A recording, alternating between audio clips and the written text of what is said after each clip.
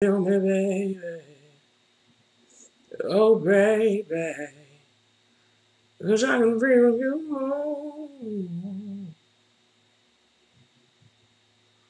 Do you feel me? Do you feel me, baby? Cause I can feel you. Do you hear me? Are you listening? Baby, am I? Do you hear me? Are you listening? Baby, am I? Do you hear me? Are you listening? Baby, am I? Do you hear me? Alright, so things are in a perpetual loop over there. Alright, so we're here now live here on YouTube, which is good. Now, I need to try to see if I can do the same thing on Facebook. I think trying to do this in 2 different places fucked up the audio, but we're going to see. We're going to see if it'll let me do it here. Because last time it had a problem with the webcam. So we're going to do that. Okay. So we got the video on that side. Are you listening?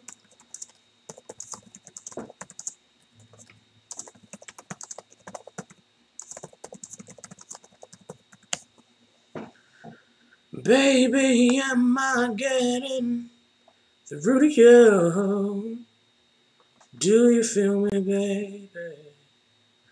Oh, baby. Like I can feel you.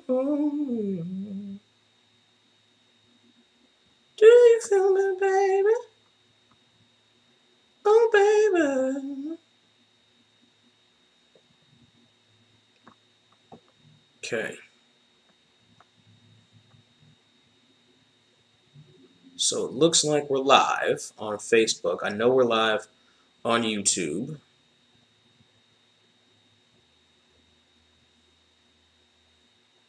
Let's see if I can hear me over here. Okay. I can. Okay. So now I've got sound over there.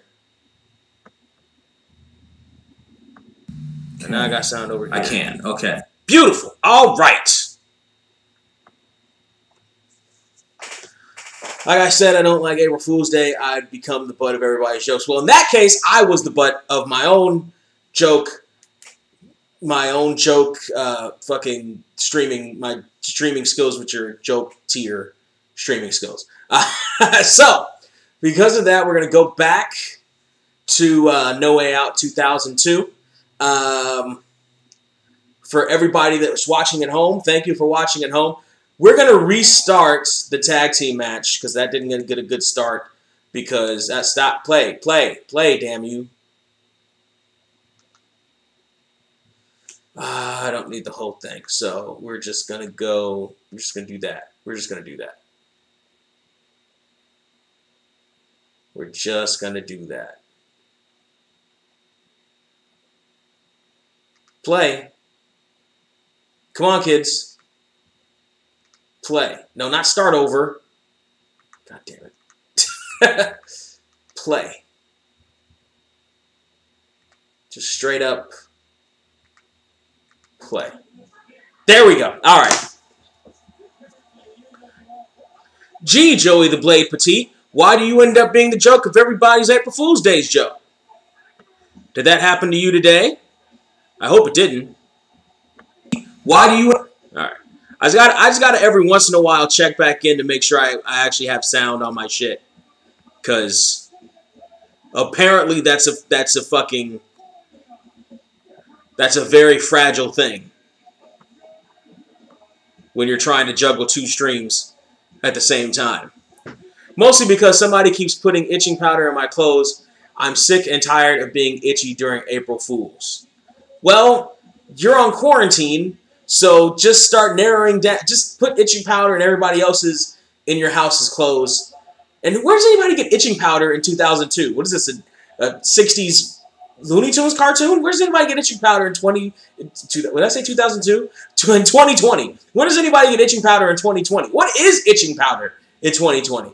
Icy Hot, I've heard of.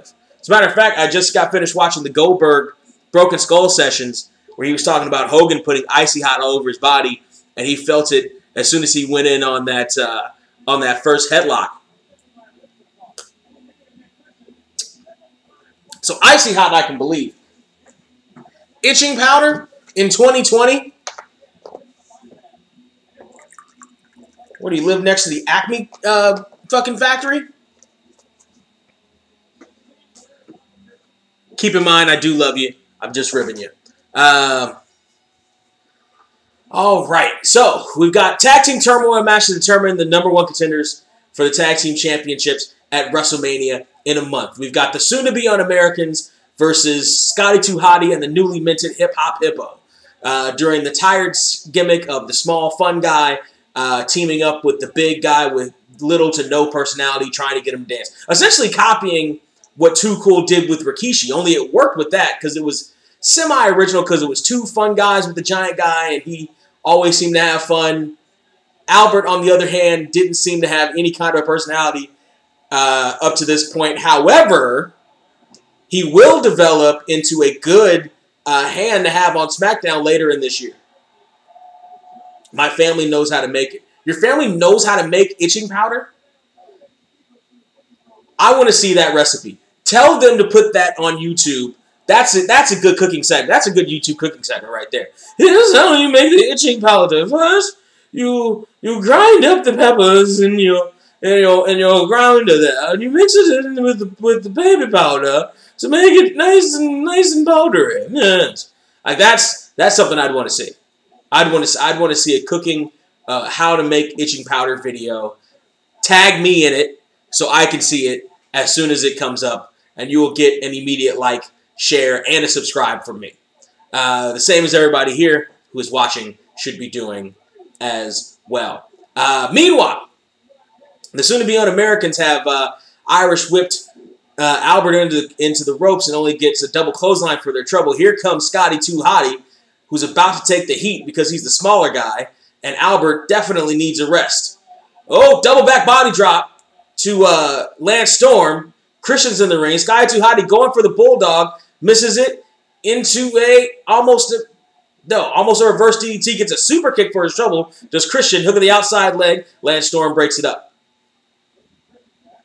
And Scotty 2 Hotty dumped to the outside.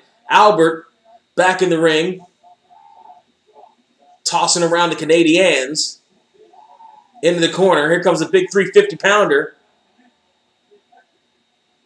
And he gets double clotheslined up over the top. Lance Storm, with all his momentum, he went with Albert. Scotty 2 Hotty with the T-shirt Bulldog. W-O-R-M. It's the win! Whoo. Lance Storm breaking that shit up with almost a super kick. It got blocked. But the unprettier from Christian doesn't. And Lance Storm holding Albert back from being able to break up the pin.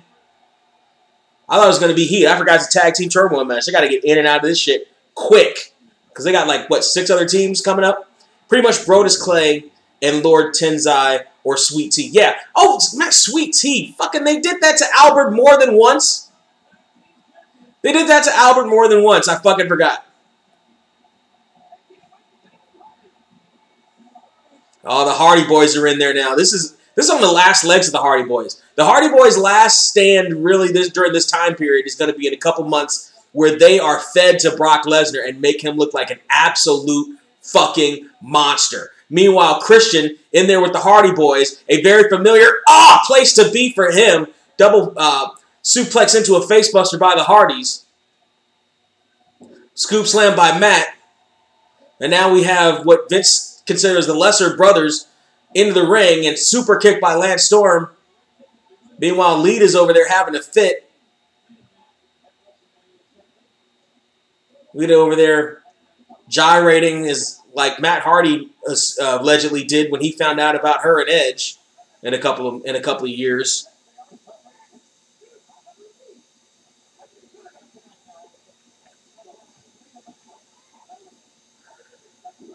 Jawjacker by Lance Storm. Dropkick by Lance Storm. Nicely executed. Lance Storm was in a good position for that dropkick because with the Jawjacker, he was already with a low center of gravity. That's what you need when you're starting a dropkick.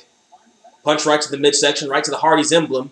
Christian on Matt. And now they're isolating Matt Hardy from his brother Jeff, which is what usually happens because Jeff is the more flamboyant of the two with the sparkly hair and whatnot. So he's going to get the crowd back into it when he makes the hot tag. Oh, hot shot on Christian on that top rope. And now Matt Hardy is in trouble, looking for a tag. Christian is in trouble, looking for a tag. And Lita pounding the mat, trying to get her man back into it, and she does. And now it's Storm and Hardy, and Christian and Hardy.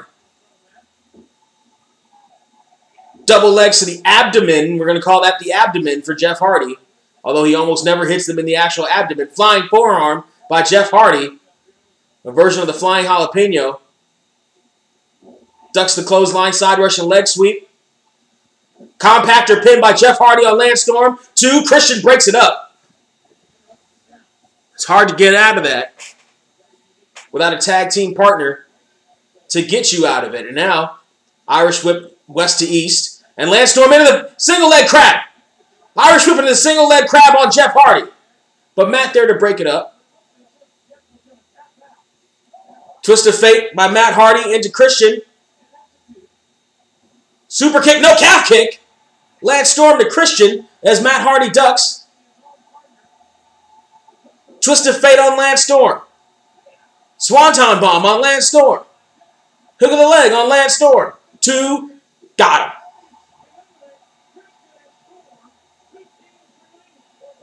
And Lita, my childhood crush. Before she oh, shit. Oh, no. It's those damn Dudley boys. This is really the last bastion of what the tag team division was from that Attitude Era. This is really the last bastion of it right here, and you're seeing it. Because you just had Christian in there with the Hardys. Now you have the Dudley boys in there with the Hardys. This is the last bit of that before it changes really for good in another about year or so. Not even a year, like later that year. Because with the brand split, they end up splitting up almost every tag team that they have that I can think of. I'm trying to offhand think of a tag team that they kept together, like a tag team, not like 2 individuals that they brought together as a team. Like they kind of split every tag team. Like Devon went to SmackDown, Bubba went to Raw, Jeff went to Raw, Matt went to SmackDown, Lita went to the injured list. Fucking like they split everybody up. I'm trying to think of what other tag teams they have, and we'll see them later on in this match. They split the APA up. Bradshaw went to Raw. Farouk went to SmackDown. This is the last bastion of that. Oh, nice standing figure 4 lock on Jeff Hardy by Bubba Ray. I've never seen this before. And he's got the ankle twisted too. That's a hard thing to get out of. That's a really good wrestling move by Bubba Ray. That's a really good submission hold by Bubba Ray Dudley. Did you ever think you'd hear me say that? Let's see. When it came to the Rusev and Bobby Lashley feud, to me, it was a watered-down version of Matt Hardy and Edge feud. Not even. It was a watered-down version of Matt Hardy and Kane. Or, yeah. like it was a watered-down version of the real thing. And every other love triangle angle that came before it. Like, it was just bad. And it buried everybody involved. It's good shit, pal. No, it buried everybody involved, including Bobby Lashley, who came to WWE probably for security, but more probably for money. It buried the fuck out of him, and he said to wrestle Brock Lesnar. Bobby Lashley doesn't look like a viable competition for Brock Lesnar at this point, and he's as big as Brock Lesnar. But it doesn't look like viable competition because he's been the star of a Black.com video for the last almost year. Fuck out of here. They wasted the fuck out of him. And they wasted the fuck out of Rusev. but that's nothing new. They see Rusev as a fucking jobber. They hate Rusev since he married Lana in real life in the middle of that other love triangle or square storyline that they had. Matt Hardy in there playing cleanup on the Dudley Boys, just DDT Bubba Ray. Irish whip north to corner, Devon on Matt. Matt going to the second rope. Ah! Leg drop, screw with your hips. Now you can't walk, just like that. Lateral press, no hook of the leg. Doesn't matter, Bubba Ray's in there to clean it up. Drop kick by Jeff Hardy, and all 4 men are in the ring now. Side Russian leg sweep, side effect, combo by the Hardy Boys on Bubba Ray Dudley. That should really kind of put him down. Devon up and over the top rope. Bubba Ray barely back up to his feet, but he can't think straight. Twist of Fate is coming up. Oh, but Stacy Keibler's in the ring behind the referee's back, and here comes Lita with a tackle. Cat fight! Cat fight! Bubba Ray with the shot on Matt, and oh, shit. Bubba's got Lita. And now Matt's got Bubba. Bubba bomb to Matt Hardy on hard cam. Oh! That's not gonna keep your hips in order either. Lita up to the top. Hurricane Rana. Good Hurricane Rana too. That was textbook from Lita. That was textbook from Lita. Matt Hardy or Jeff Hardy going to the top rope. Oh, Swanton! Bubba Ray on the outside. As Bubba was standing, that leaves Matt and Devon in the middle of the ring. Devon may have a busted lip, but it doesn't really matter. Oh, he goes for his finish. Gets a roll-up instead. 1, 2, hook of the tights, and Matt Hardy wins it. But Devon's not going to be happy about that. He knocks Matt Hardy down. He's going after Jeff Hardy. Oh, no. 3D on the outside. Oh, no. Oh, and Jeff landed head first, too. Jeff didn't take that flat at all. Jeff panicked mid-3D on the outside, and he landed head first. Patting my ass. I don't want to land on that shit. Oh, he took a 3D, and we couldn't see in that angle. Oh, I mean, nice seeing that angle with fucking Stacy. Good to me. Oh, Billy and Chuck. I forgot about Billy and Chuck.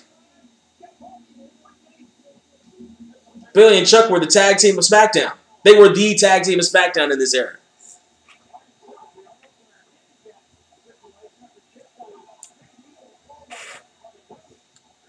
And Jeff Hardy is completely out on the outside. Billy and Chuck having their pickings of Matt.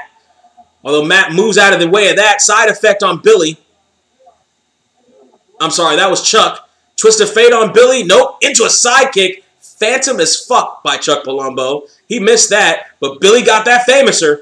Right in the middle. 1, 2, hook of the leg, and he got it.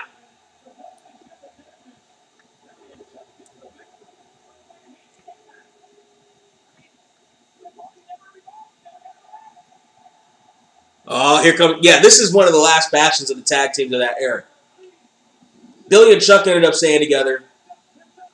Fucking the APA did not. So Billy and Chuck were the one team from this era that stayed together at this point. Bradshaw and Billy Gunn just fucking trading leather. Chuck Palumbo in there with Farouk. Chuck's got Farouk over in the corner. Big Ron Simmons from Florida State. Back elbow right to Chuck's mush. Big shoulder block by Ron Simmons. Hook the outside leg and only gets a 2 count. Tag into the big Texan Bradshaw, who's looking a little bit slimmer at this point. Actually, he's not really.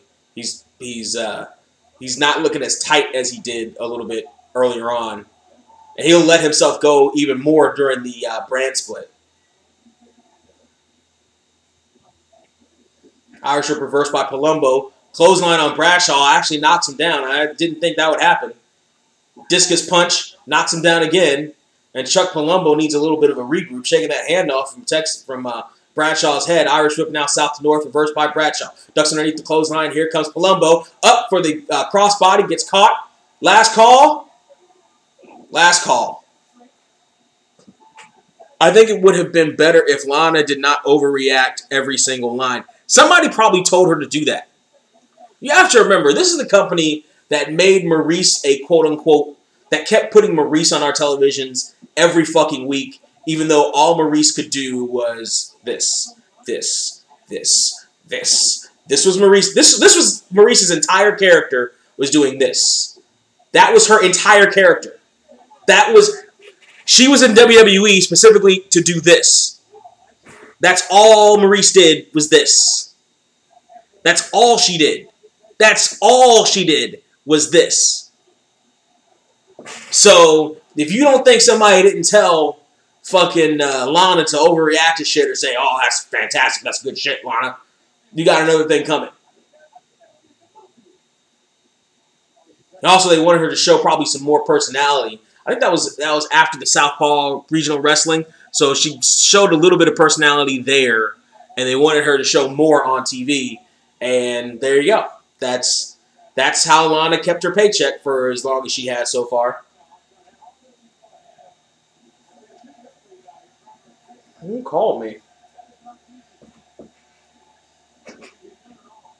Wonder who that was. Meanwhile, there's a match going on. Billy Gunn stomping away at Farouk, rear chin lock now. And now breaking the eyes of Farouk. Now Billy Gunn's got a busted nose. Probably from one of those fists of Farouk. Billy Gunn looking for the Famouser, but he's going to miss it. Farouk spine buster, and he nailed the hell out of that. And Billy Gunn almost landed on his shoulder. That could have been real, or did land on his shoulder. That could have been really, really bad. That could have put Billy on the shelf for a while. All that weight coming down on the shoulder. Let's take another look at the replay. No, he landed flatter than you would think. Tag to Bradshaw.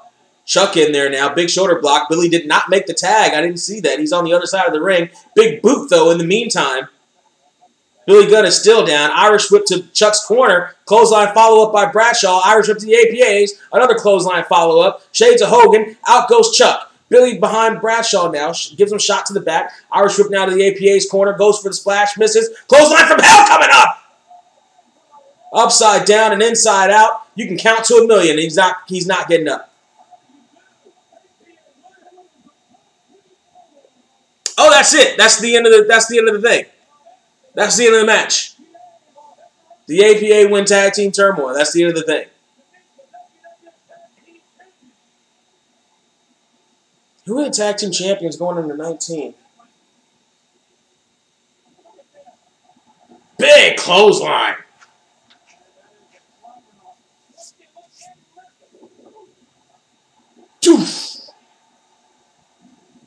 Billy sold the fuck out of that. I got myself a little voicemail here. Give me a second while we're preparing for the next segment or match. Huh? Let me do that.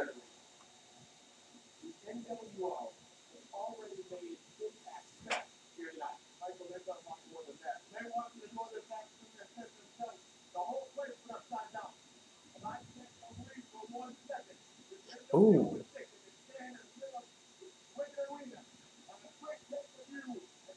Ooh, Maxine Waters is giving me a call. And a robocall at that. Don't know fuck Auntie Maxine. All right.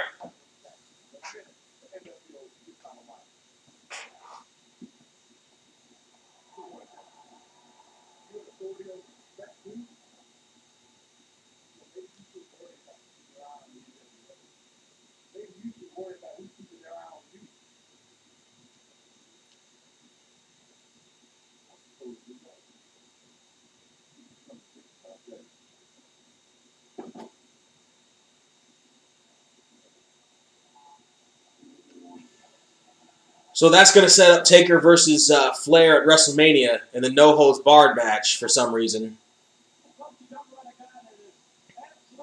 This is an interesting idea they have with the trailer trucks as the fucking Titantron.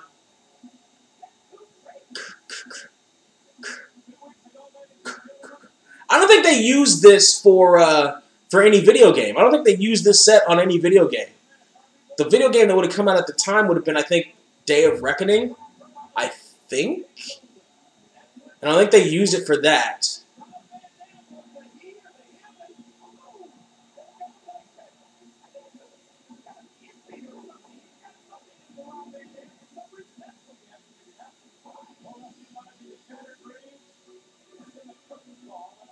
Goldust versus Rob Van Dam. This should actually be a pretty good match. I'm a fan of both these guys, especially in this era. Goldust is Goldust, and RVD is still in prime fighting shape at this point. Former Intercontinental Champions. Tag team as well. Future World Heavyweight Champion in Rob Van Dam.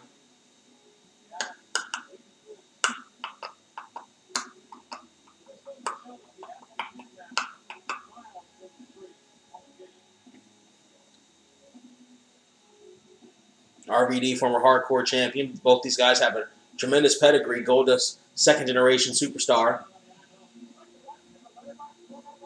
RVD, the longest reigning TV champion in ECW history, 23 months.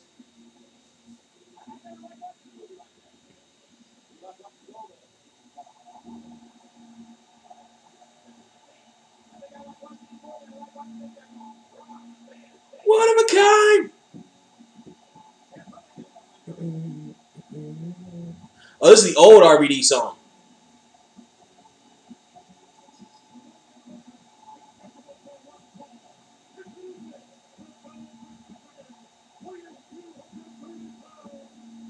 Rob Van Dam. And Goldust going to start a hot clothesline almost over the top rope. Rob was not in position. He's going to go over the top anyway.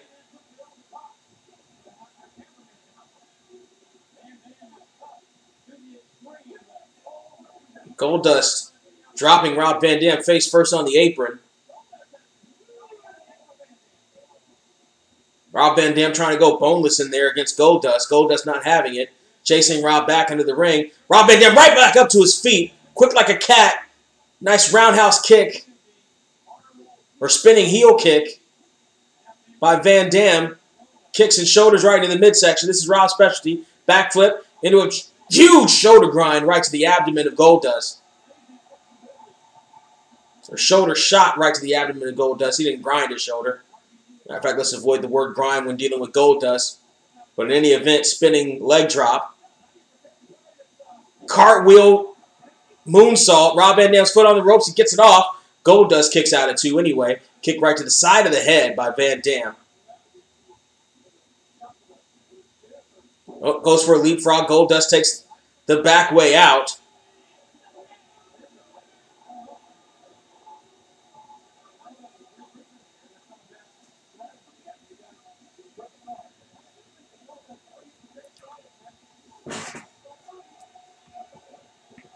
Goldust sitting there really trying to taunt Rob. Oh, now he's taking a powder. Now Goldust is taking a hike. Oh, now he's...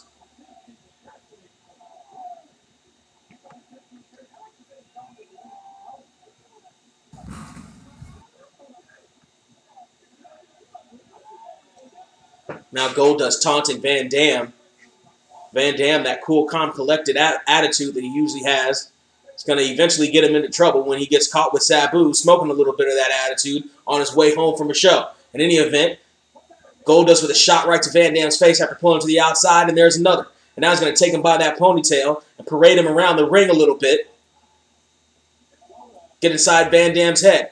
Irish whip to the barricade. Van Dam reverses it, and Goldust goes over the barricade to the outside. Van Dam in to break the count. Oh, he just kicked Goldust over the railing without leaving his feet.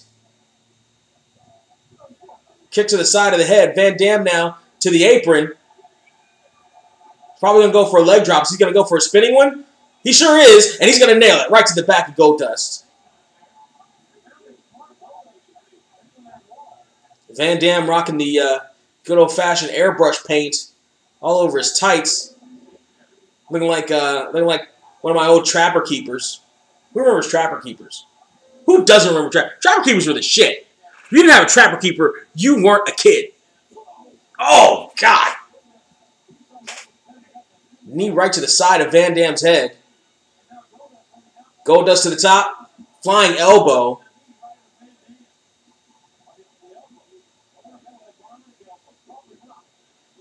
Goldust just whipping Van Dam with his fist right over the head and collarbone area.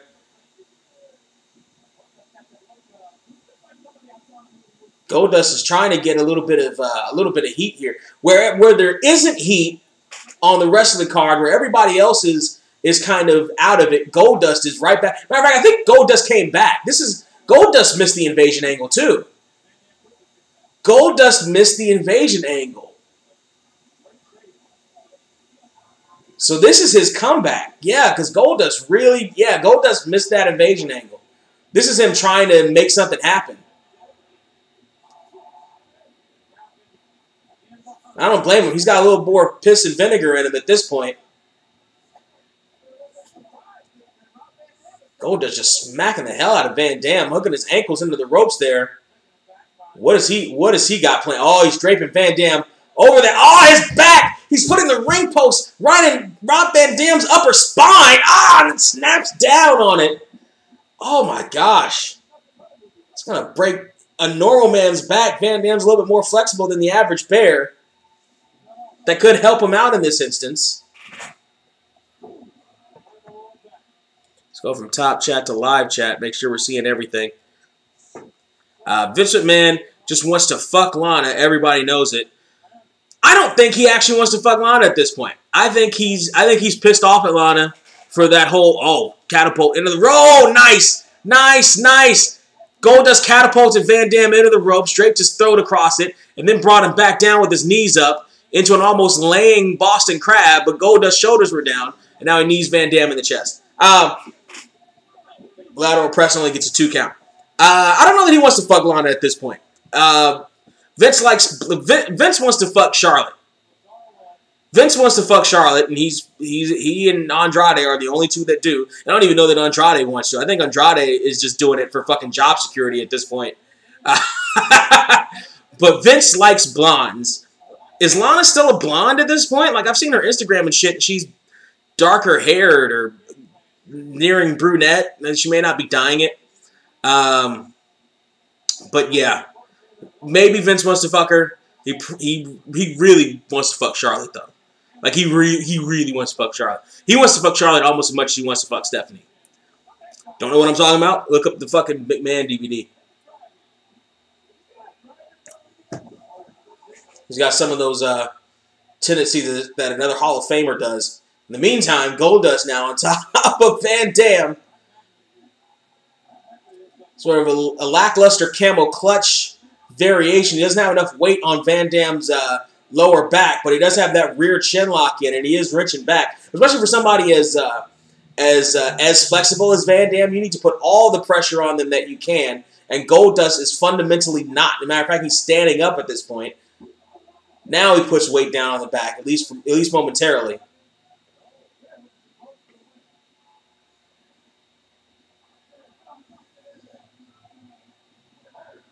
Goldust again with that sort of one knee on the ground, one knee up, almost camel clutch, but he doesn't have Van Dam's arms over his legs. He's really just kind of wrenching back a little bit. It's almost a lackadaisical version of it because you see there Van Dam is able to fight up way too easily. Not enough body weight. Oh, Van Dam turns over and gets his knees up. Clothesline by Goldust. Look at the outside leg. 2.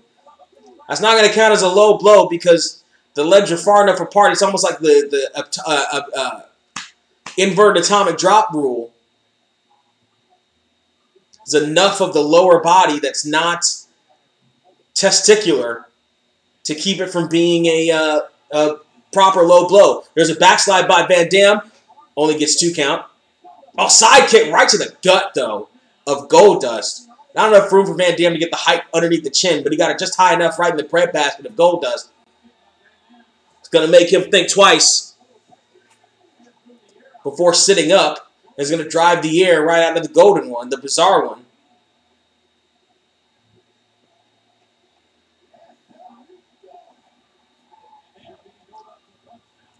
Van Dam blocking Goldust punches with some of his own in the forearm. Irish whip south to north, reversed by Goldust. Spinning heel kick, connects by Van Dam, but just barely. Goldust back on his feet. Forearm into the corner now. Irish whip corner to corner. Here comes Van Dam with a spinning monkey flip on Goldust, and he gets right to the top rope. One-legged crescent kick. That karate-style kick right underneath the chin of Goldust. Van Dam was going to think of another move to do, but instead thought better of it and went for the cover. Man, sometimes I think Jim Cornette hates modern stuff. He definitely hates Russo. But if you say you like comedy wrestling, he will block you on Twitter. Rolling Thunder on Goldust. Hook of the outside leg. 2 and no. Not true. Not entirely true. Sometimes I think Jim Cornette's hate modern stuff, then you're not listening to his podcast. Oh, Van Dam moved out of the way of that fist and hits another Rolling Thunder on Goldust. To the top rope. Van Dam looking for the 5-star frog splash. Could be a little bit too premature. It is. Goldust rolls out of the way. DDT by Goldust. But does Goldust have enough to capitalize? Lateral press. Hook of the outside leg. 2, and only got a 2 count out of it. That was a long, long 2 count. Goldust now is giving the signal for the curtain call.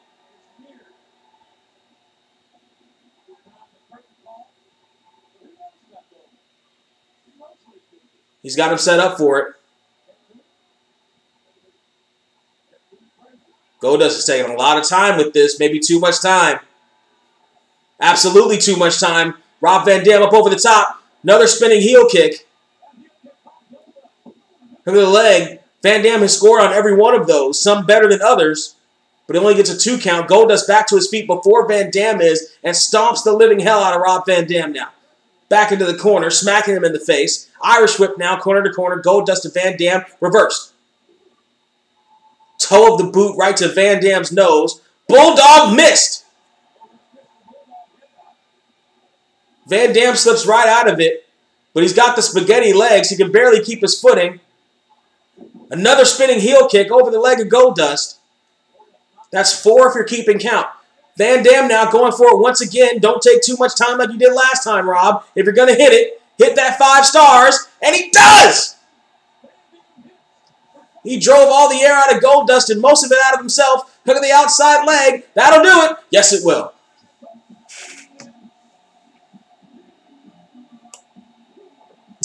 Man, sometimes I think Jim Cornette hates modern stuff. You're not listening to his podcast. Jim Cornette does not hate modern stuff. Jim Cornette hates bad modern stuff. Jim Cornette likes good modern stuff. Jim Cornette likes, he routinely talks about how much he loves MJF. Routinely talks about how much he loves Chris Jericho. Routinely talks about how much he loves Cody Rhodes. He routinely talks about the good stuff that he likes. He likes the Revival. He likes he likes Brock Lesnar. He routinely talks about some of the good stuff that he likes. It's just more entertaining and quicker for your ears to pick up the shit that he hates. Trust me, I understand that. That happens to me all the time. People have told me over and over and over again in different aspects of my life, including when I was a professional wrestler, oh, you just hate this, you just complain, No, I don't just complain. You only hear me when I complain. You only pay attention to me when I complain. It's kind of the same thing with Jim Cornette. It's fun to hear the old man yell and scream and shake his fist at clouds, but you're not paying attention to the constructive criticism that he gives and to the fact that he actually does like some more modern stuff. It just has to make sense. It just has to not be complete cartoon bullshit. He definitely hates Russo. Yes, he does. He definitely hates Russo. From a booking perspective, as a fan, looking back on some of the Attitude Era stuff, I can understand some of the hatred. I understand some of the disdain. And he's not the only one who hates Russo, by the way. He's not. But I can understand the disdain for some of Russo's decisions. I've never met the man personally, but I can understand some of the disdain for Vince Russo's booking ideas. And what else did you say? But if you say you like comedy wrestling, he will block you on Twitter. We have to make the distinction of what we have to make this distinction. No one who's against Dick Flip style comedy wrestling says they don't like comedy. No one says your message was retracted. So either you took that back or it disappeared. But I'm going to answer it anyway. No one that's against the goofier comedy wrestling says there shouldn't be comedy in wrestling. We all laugh at wrestling. We all enjoy wrestling. We've all laughed at it at different points, good and bad. We understand comedy deserves to be, and as part of the human condition, is in everything that we do. It's in everything. We laugh at all sorts of different things. He doesn't like, and I'm with him to an extent on this one, absurd comedy wrestling that kind of spits in the face of what professional wrestling is supposed to be. And professional wrestling at its best is best when it's at least semi-realistic. Right? When it's trying to be as close to realism as possible. Dick Flip style wrestling isn't as close to realistic as it can be. In fact, it's as far away from realistic as it can be. Right? Orange Cassidy is pretty one-dimensional and kind of goofy in his comedy. Which I'm more lenient on Orange Cassidy than Jim Cornette obviously is, but it's not the same thing. So I disagree with you, but I understand where you're coming from, because in the landscape of the internet, and especially in the landscape of internet wrestling fans and Twitter fans and all this other stuff, especially with the zeitgeist the way it is, and this is part of the reason why me and Zayn got into that fucking fight that we did however many months ago, and the fucking Going in Raw guys. People aren't actually paying attention to what the fuck people are saying. They're just, oh, you're not on my side? Rah, rah, rah, rah. No one's actually paying attention to any nuance or any points that anybody's making. The incest storyline Vince wanted where he impregnated Stephanie. Yes! From the McMahon DVD. Where he set it on tape and released it on DVD. Like, wow. I mean, hey. It's one of the most searched categories in Pornhub, and I'm sure Vince is going to take credit for that, but, it's a little out there for professional wrestling. Meanwhile, we got a tag team championship match going on. Spike Dudley, rather, and Taz, the two little guys on the roster as the tag team champions, against Booker T and Test. Test, who will sooner rather than later join the Un-American. Spike Dudley was up in a gorilla press, goes over for a sunset flip. Booker T distracting the referee while Spike has Test pin 1, 2, 3, 4, 5. And Test with a big clothesline down to Spike. Neither one of these guys still are with us at this point. That's a shame. Both these guys had a lot of potential too. I think Spike pretty much lived up to his potential. I kind of understood them trying to make him like the quote-unquote boss of the Dudleys or whatever. Oh, nice high sidekick by Booker as Test held Spike up and Taz in there to break it up. But at the same time, I wanted them to do more with Spike. Who knows what was going on backstage with him? I always liked Spike because Spike always gave a hell of a performance. And this tag team championship is probably a result of the angle he did with Molly Holly and Stone Cold. You're not going to call my girlfriend a tramp. You're not going to call her a bimbo. He was eating off that story for a long time. Booker T and Test, the remnants of the invasion angle, I guess still together as a tag team, although Test wasn't in the main event at Survivor Series.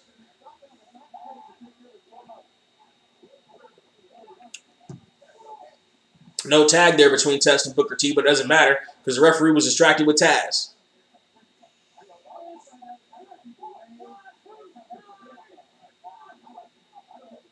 Mike not getting choked on the second rope there by Test.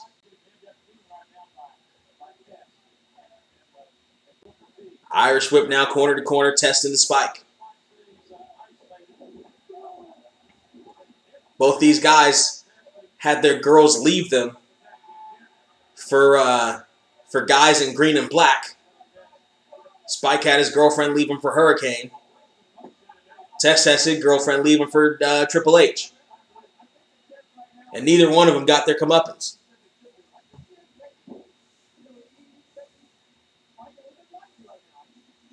A lot of T's involved in this match. Booker T, Test, Taz, and Spike Dudley with those titanium-like fists to Test. Oh, just a battering ram headbutt right to Test's midsection. Going for the acid drop. Oh, he got acid dropped crotch first on the top rope by Test. And Test distracting the referee, and now so is Taz as Booker T puts the boots to Spike Dudley.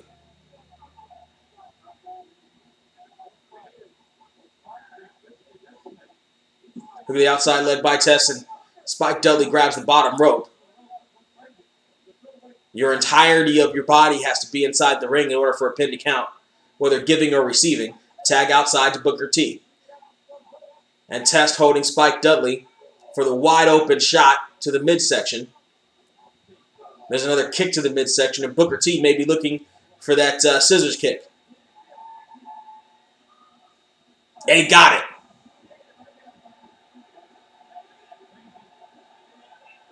And he also got the Spinaroonie. He might have wasted a little bit of time, and Taz in there to break up the pin.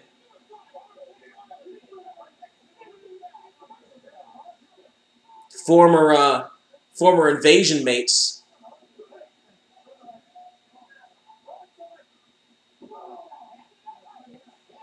Fist right to the face. Booker T to Spike.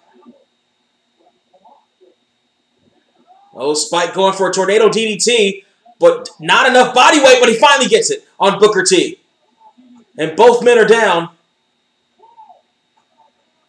Booker T with his equilibrium off balance. Might have been from that Spinaroonie. Can't exactly get your balance when you're spinning around like that. And a DDT is not going to help it. Booker T's crawling to his corner. Spike is barely moving. But now he gets it. Tag into Taz. Taz and Test now. Ducks underneath this Taz to Test. Big clothesline down to the big man. And another one to Booker T. Big clothesline. Taz is a house of fire in there. Kick to the midsection by Booker T. Going for a DDT. Northern Lights suplex for the bridge. 1, 2. Test breaks it up. Taz easily getting sized up here for the big boot. Ducks it, does Taz to Test. Here goes Booker T. Going for a full Nelson. Or he's got Taz in a full Nelson. Booker T now. Oh, we just saw this spot in an earlier match. We just saw that spot in an earlier match. Where he held him for the full Nelson, then he flagged him over. You guys weren't watching. Taz, or Spike, hits the acid drop. Hit the acid drop on Test. Booker to the outside. Taz doesn't know what's going on, though. Taz is far away from Test. He's not pinning him. He's got no idea what's going on. Booker T is getting hit right to the post. Now Taz goes for the cover and gets a kick out.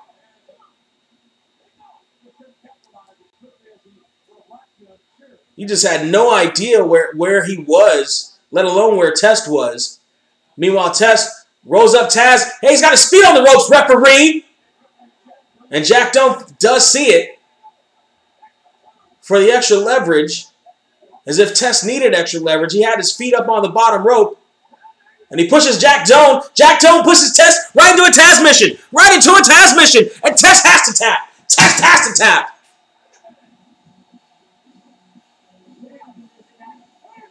So as of right now, it's going to be the APA versus Taz and Spike at WrestleMania. I'm actually not mad at that match. I don't think that happened, but I'm not mad at that match. I think by the time we got to WrestleMania 18, it was somebody else.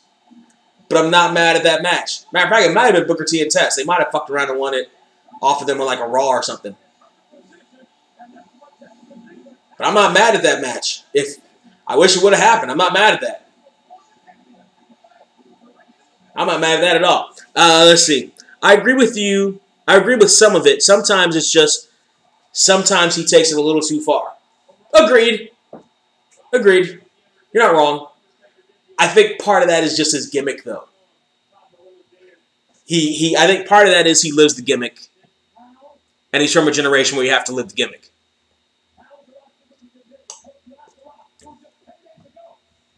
Coach isn't that much shorter than The Rock.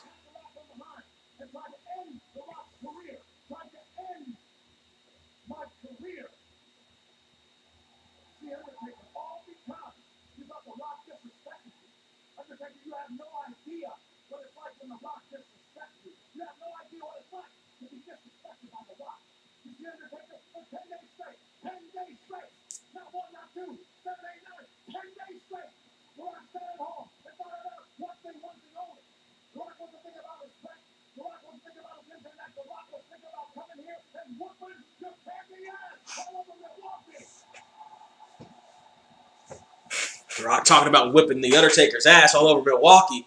See if he can do it. Oh, they put lights on that sign. That's cute. That guy's confused wearing a Triple H shirt chanting for The Rock.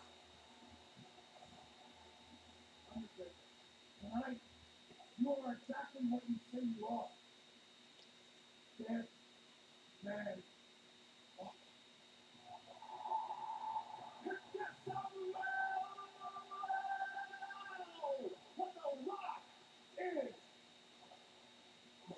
I miss The Rock's Brahma Bull tattoo. I hate that new shit he put on his arm. I miss that good old-fashioned Brahma Bull. That shit he put on there now is garbage. Madurango, number 95. Take me to the home, kicking boots and ultra. Live, see heaven, flash a horse show. Knock it nice and smooth. Never gonna stop, man. Never gonna stop.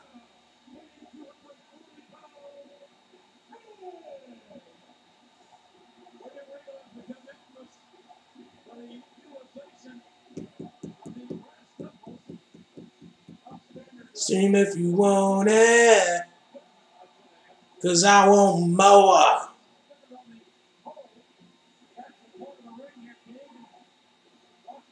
Cause I want more. Edge versus William Regal coming up next. For those of you keeping score at home. If you're watching, make sure you like the video. Make sure you share the video.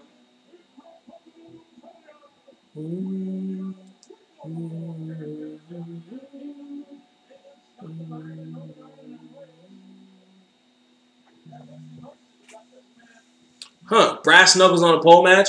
Is that what we're doing? Is it for the Intercontinental Championship?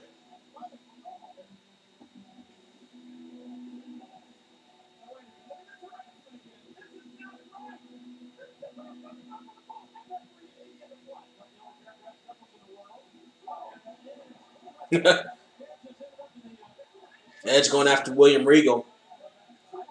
I think Regal ends up taking the IC Championship to Mania that year. Oh, wait, no. That Mania match was Booker T versus Edge over Shampoo. It was Booker T and Edge over Shampoo at WrestleMania 18. Over a shampoo commercial that never existed. Rather than actually getting a shampoo commercial for Edge, they did a fake shampoo commercial in Japan. And they didn't even do one. They just mentioned it. So stupid. Like, I know it was the early days of the internet, and it was harder to find video of stuff like that. Like, it wasn't all on YouTube, but you could find that shit. Like, there was E-Bombs World. Like, fuck out of here. Like, all they had to do was actually get one lined up if they were going to do it. Anyway, hook the outside leg by Edge and only gets a 2 count. Wait, you get a count as a pole match? Wait, hold on. Why are you pinning people into something on a pole match? The whole point is to be the first one to grab the thing. If you pin somebody with something on a pole match, it doesn't matter if the thing's on a pole or not. It eliminates the need for the pole. The whole point of the gimmick match is to have the gimmick be the reason for the end of the match. Most of the time. Including something on a pole match. Why would you put something on a pole match and pinfalls count? Well, if I pin you, then I win the match. Well, fuck that then. Then why don't I just pin you? Instead of going for the thing on the pole. I know go for the thing on the pole, you can use it.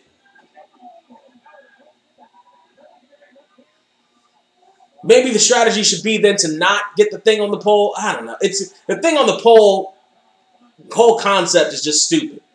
It's almost as stupid, almost, not entirely. It's almost as stupid as a fucking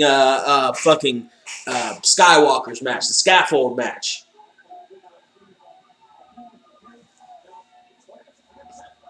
Meanwhile, Edge and William Regal out on the outside. Edge back into the ring, William Regal in the crowd. And Edge is going to have a wide open shot for the brass knuckles, but he's taking entirely too long to get up there to grab him. And William Regal's right there to stop him. Gives a kick right to the chest for his trouble. Edge missile drop kick from the second rope. He can go for a pin or he can go for the knuckles. He goes for a pin. Look at the outside leg. Oh, and William Regal rakes Edge's eyes to get out of the pinfall. That's one way of doing it. Edge goes into full Nelson. William Regal gets out of it. Goes for a power bomb. Oh, no. Dominator on the top rope. William Regal to Edge. Edge's abdomen and rib area taking a pounding.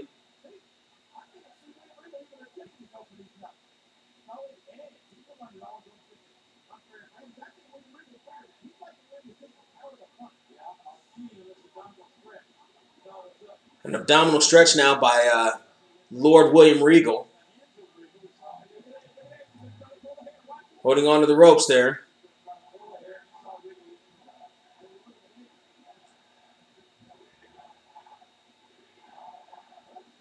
Chant of Regal sucks breaks out. As Regal's got this abdominal stretch in deep. Gets reversed into a hip toss.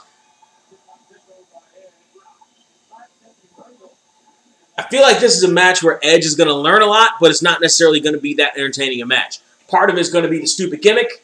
Part of it is going to be their pacing. The way they mesh for the pacing is different. Like, Edge wants to go faster. Obviously, at this point in his career, with his age and everything, William Regal's trying to slow him down. Edge is fine with him slowing him down, but as an audience member, it's taking a little bit out of the match so far.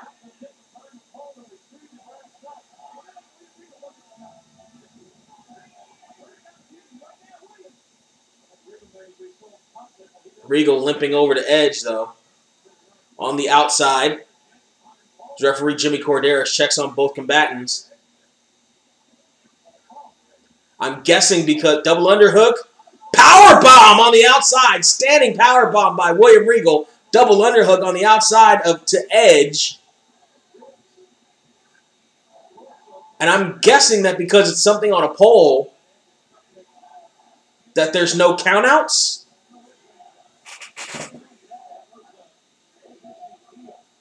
What do you think the Boneyard match is going to be? To me, it feels like it's going to be a watered-down, buried-alive match. What's a Boneyard? Is that what Taker told AJ he wanted in his promo? I didn't see the promo. I did see, it's the return of American Badass Undertaker. Which is not something to be celebrated. Like, American Badass Undertaker is not as good as fucking Dead Man Undertaker. But at this point, Undertaker is not as good as Undertaker, so it doesn't really matter. Meanwhile, Edge's mouth is busted wide open. He's got the Regal stretch on him. Not in the middle of the ring, but not close enough to the ropes for Edge to make any kind of concerted effort to grab them. He's trying to crawl his way over there, though, while Regal still has the hold on. Edge's got longer limbs than most other competitors at this point. He might be able to grab it. Look at that bloody hand. He's still too far away. He's still trying to struggle to get it. There's no real way for Regal to pull him back without breaking the hold. And he has to break the hold as Edge reaches the bottom rope. Although, why does he have to break it? Maybe disqualification is actually another double underhook powerbomb. This time it's in the ring. Championships have been won with that move, but he only gets a 2 count out of it. I'm guessing a Boneyard match is just going to be a fucking no-holds-barred match. This is going to be another one of those. So we got 2 on the show. We got Edge and Orton and fucking Taker and AJ, I'm guessing. That's what I'm guessing it is. Edge dropping Regal on the top rope as the brass knuckles swung. William Regal's brass knuckles are swinging a little bit lower right now.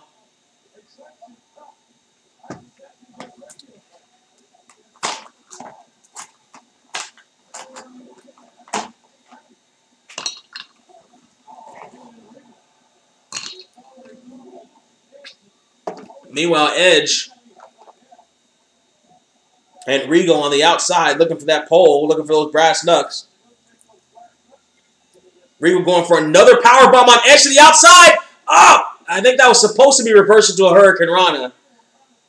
But Regal didn't get all of Edge up, and Edge didn't get all of himself light, and down they fall.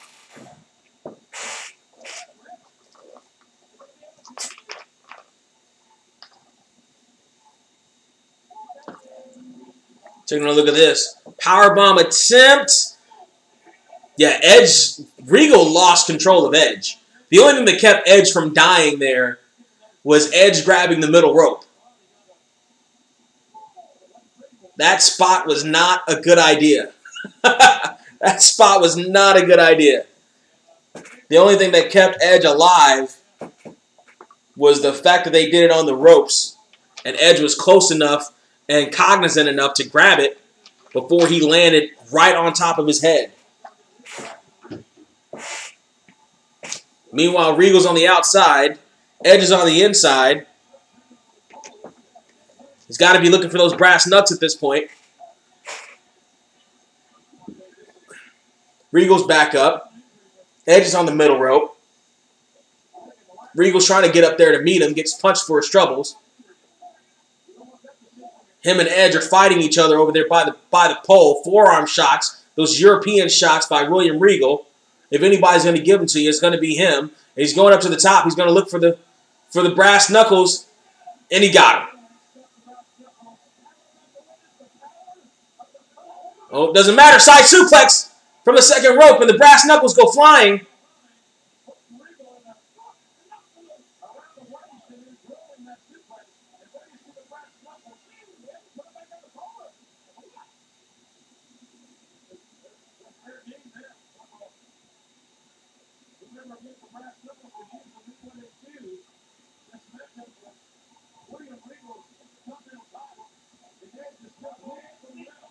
Edge crawling for the brass knuckles, but now so is Regal. Regal kicking them away.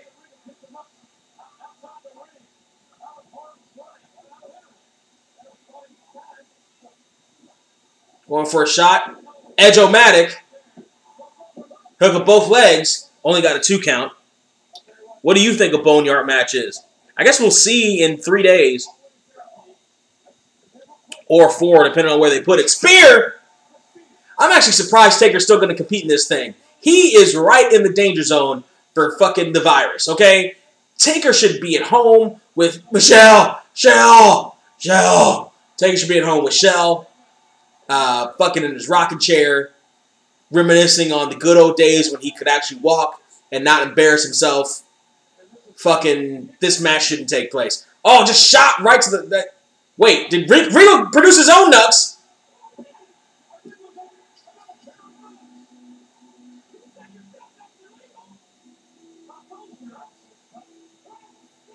This is a whack match.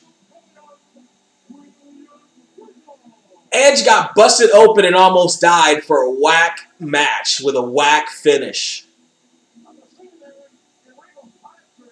This match is kind of reminiscent of what 2002 is.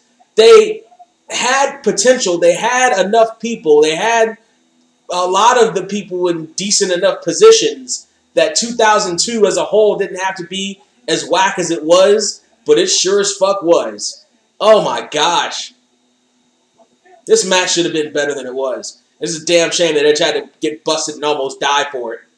Kurt, you obviously seem very confident that you want to back with Triple H, and especially now that Stephanie McMahon has been named to guest referee. Oh, is this when they're doing the oh, this is on the heels of the Stephanie Triple H Kurt Angle storyline. Love Triangle.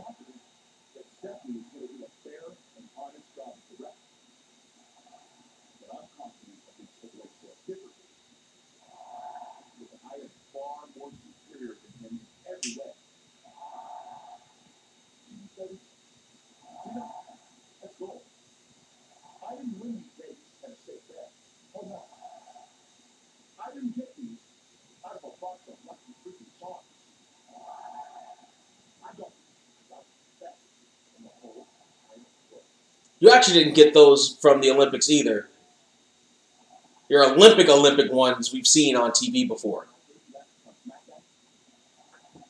Now, mind you, he's not going to travel the world with the fucking real Olympic gold medals, but I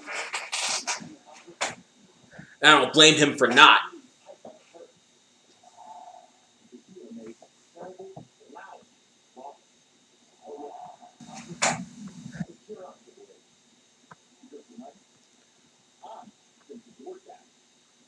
Going to travel the world.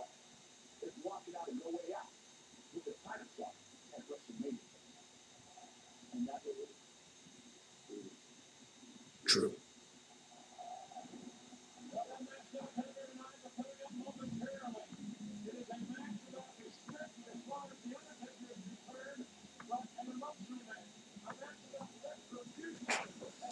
Remember the Sarah tattoo on Taker's neck?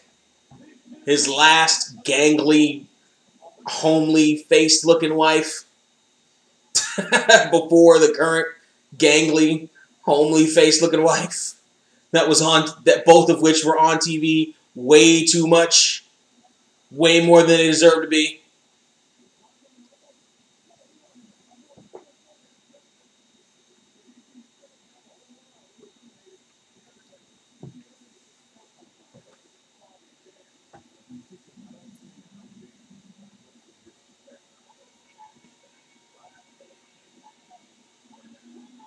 Big. Oh, he protected The Rock. He protected The Rock on that chokeslam because Rock was about to get landed on his head. Taker pulled him back. Taker pulled him back. Taker pulled him back from the edge of fucking oblivion. Give it up to Rock for trying to, you know, sell the hell out of that chokeslam, but he almost killed him.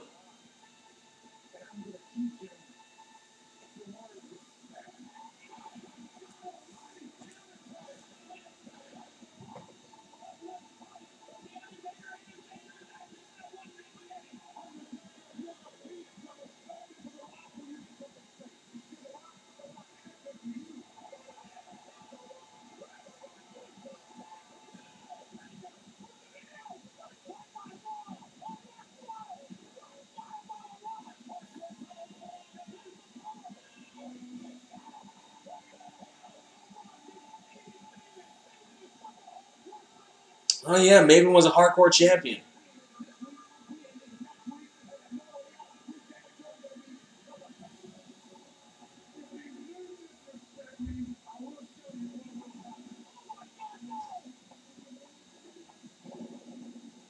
One of the few tombstones we saw during this era.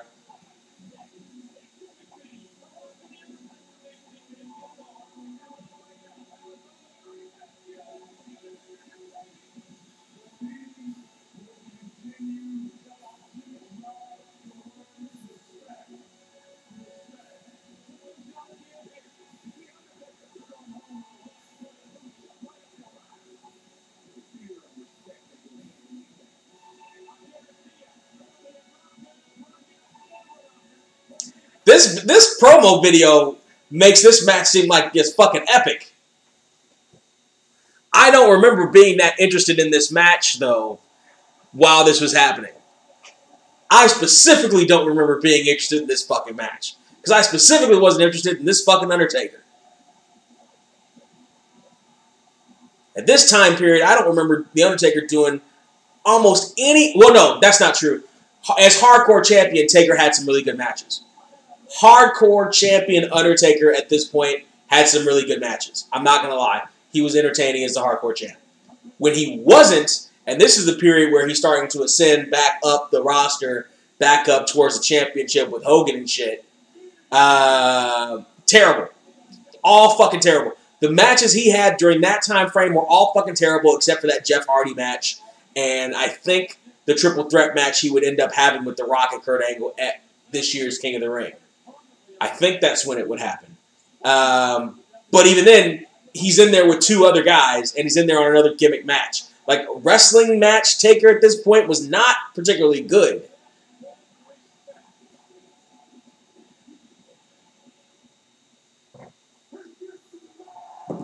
What The Rock is... Oh, shit, he's running out. Rock is sprinting to the fucking ring, ducks underneath the right hand, and they're getting it on right now. Right hand's by The Rock to The Undertaker's big dead head. Irish whip now, west to east, ducks underneath, does The Undertaker. Flying clothesline by The Rock. And Taker is backed up. Irish whip now, corner to corner, reverse. Taker on The Rock. Rock comes out of the corner, goes for a chokeslam early. Rock kicks out of it. Trading leather to the side of the Undertaker's head and a big boot. There's some leather right to The Rock's jaw.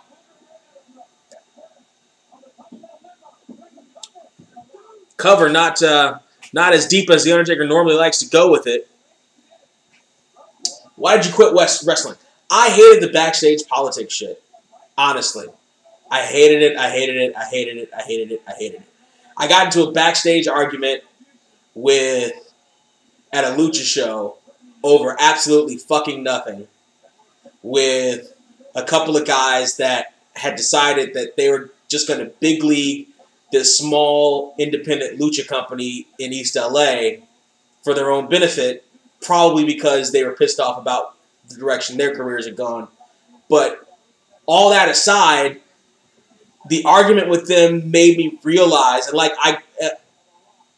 the argument, and it was a big thing, like, almost a big thing. Like, they kayfabe like they were actually going to fight me, but they didn't actually want to fight me. They just wanted to be the big dogs and the fucking... This was a show that was going on in the fucking Boys and Girls Club, okay? Like, this wasn't Madison Square Garden. This wasn't Montreal Screwjob happening. You know what I'm saying? Like, this was stupid shit. And I had seen so much of that stupid shit on the LA Indies that it made me hate the LA Indies. Because nobody in LA wanted to make money. Nobody in LA wanted to elevate their company and the people in their company and other wrestlers, and nobody. Everybody in Southern California wrestling at that time, at least, seemed to only really be looking at the short game. They really only were looking at, it was all petty high school shit, and I fucking hated it. I fucking hated it. I loved performing out in front of people. I loved the reaction I got. I loved hearing people boo the fuck out of my people. I loved the reactions that the matches would get, that I would get. I fucking loved that shit, but I hated the backstage politics. I fucking hated it. And it wasn't worth it. As much as I love wrestling, as much as I love performing, and as much as I still get the itch from time to time, that other shit, it just wasn't fucking worth it. I fucking hated that other shit. And actually, there was another thing that was going on because me and Trapzilla Kyle had started a storyline at this other fledgling company in Orange County where we were working a shoot. And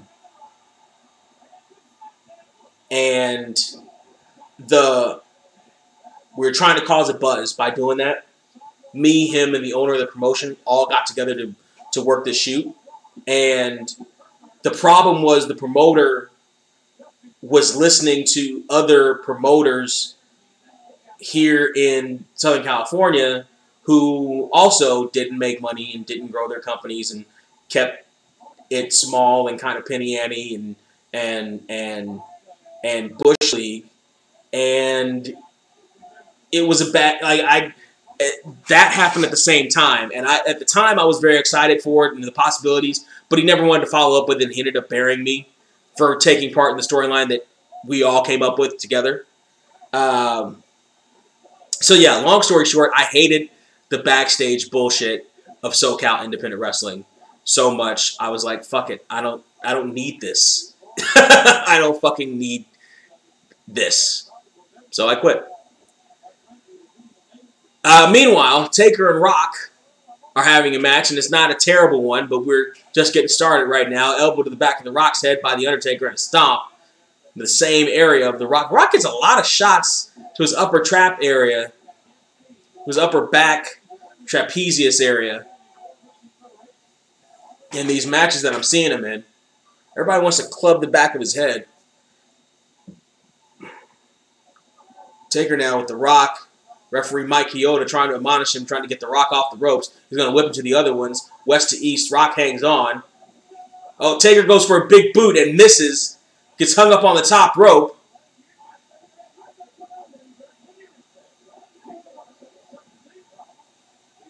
And the Rock clothesline the Undertaker over the top rope, and he still lands on his feet until he ends up dropping.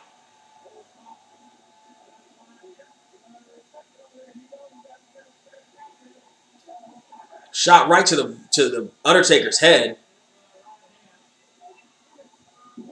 Rams his head into the steel steps, and the Undertaker, looking a little punch drunk at this point. Knee right to the midsection.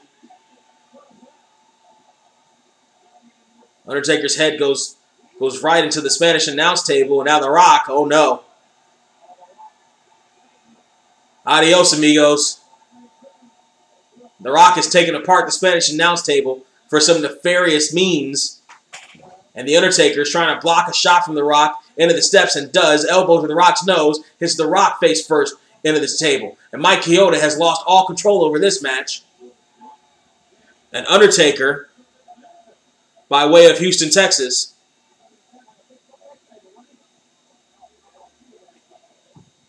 about to go south of the border with the Rock's body probably. Oh, but he drapes the Rock! Rock first on the guardrail, and even the security guard is like, ooh, that looks like it hurt. And Taker watching the Rock in pain, like he's watching him off the front porch while sitting on those steel steps.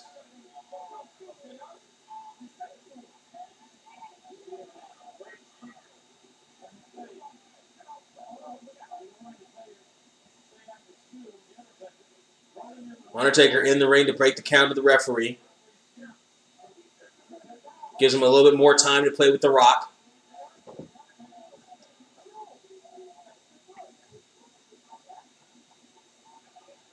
Taker now with the Rock, taking a lot of time with him, measuring him for a shot that sends the Rock over the top rope and into the crowd, or over the top of the barricade and into the crowd. And Taker's going to chase him. And Chioda is following the rep instead of counting it. Chioda's following these guys in. He's referee's prerogative to give him a little bit of leeway. This is a lot in terms of leeway. Although it looks like Taker and Rock don't know what they want to do.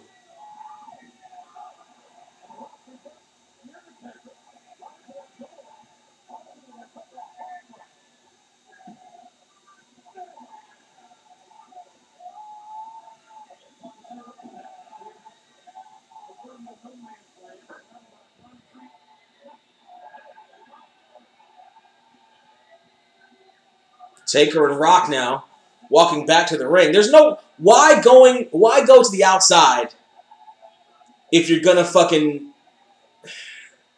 I mean, there was no reason to do the crowd shit for this match.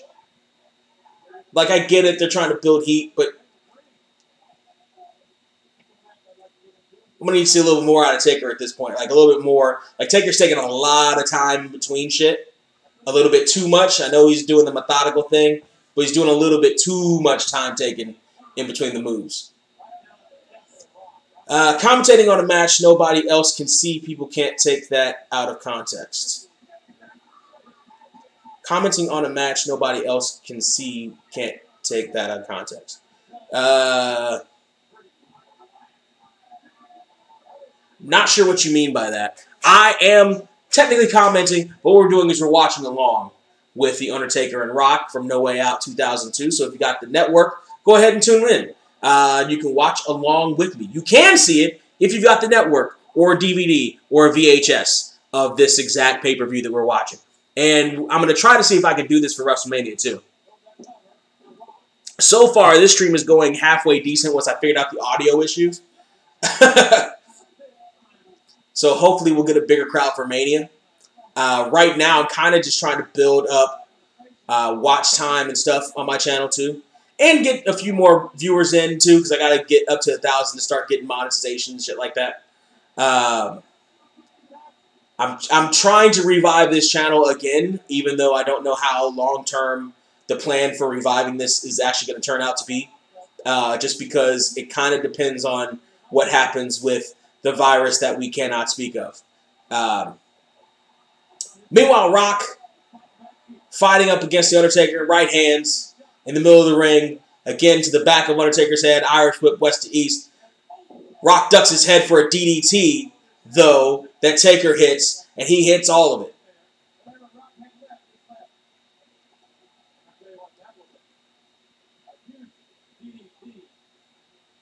Taker now crawling over the Rock, drapes his arm over him, doesn't get enough body on body, doesn't put any weight on his shoulders, doesn't hook any of the legs, and The Undertaker is having a little bit of a temper tantrum over it.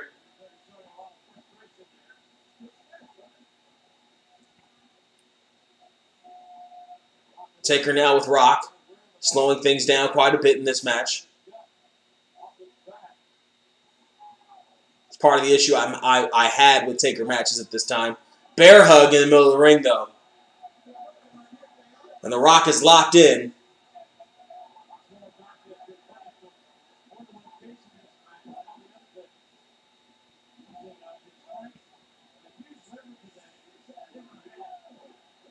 And The Rock is standing on his feet, but The Undertaker, with just as wide a base as The Rock,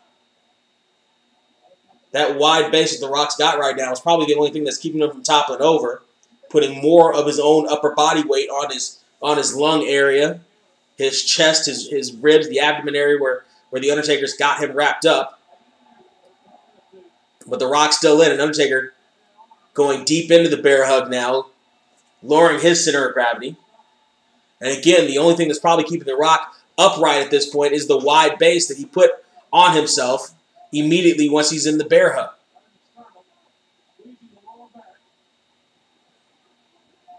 And even that's going to give out because now The Rock's down to one knee.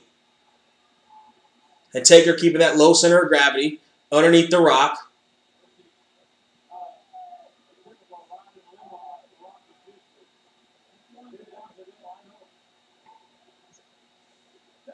Rock's arm dropped twice. Third time is going to be it.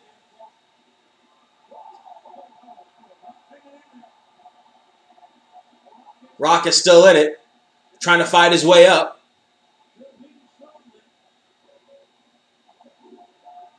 One shot breaks the bear hug. A second one rocks The Undertaker. And The Rock back up to his feet. And a third one almost takes The Undertaker off his feet. Flying clothesline does.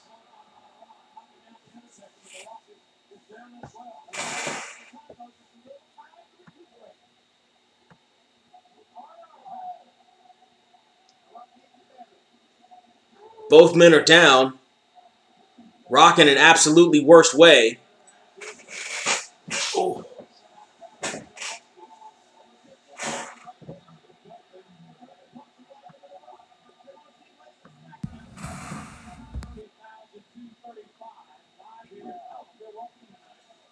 The Rock getting another shot from The Undertaker and giving one right back. Both men definitely spaghetti-legged at this point. But The Rock has taken more punishment than The Undertaker has at this point in the match. And The Rock's blocking The Undertaker's shot and trying to lower that gap between the two men. Irish whip now west to east, reversed by The Undertaker. Underneath, DDT by The Rock. Now The Rock's right back up after a nip up to The Undertaker. Spine on the pine, yes!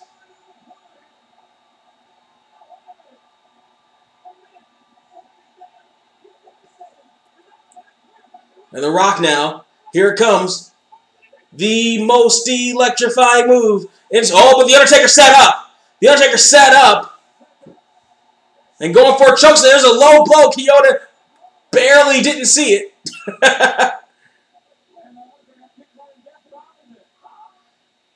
Taker barely didn't see it.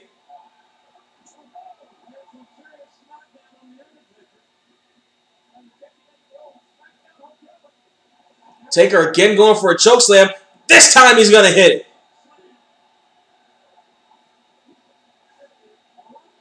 But does he have it in him to capitalize? Can he make the cover on The Rock? And he does. He rolls over. Lateral press. Only got a 2 count.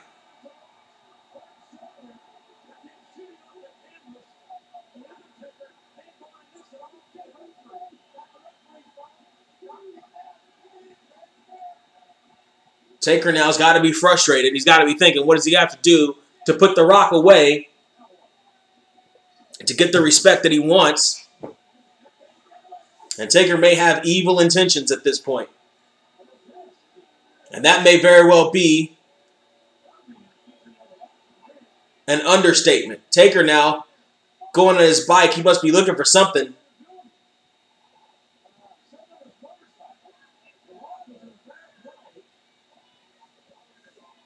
I think Taker's looking for something.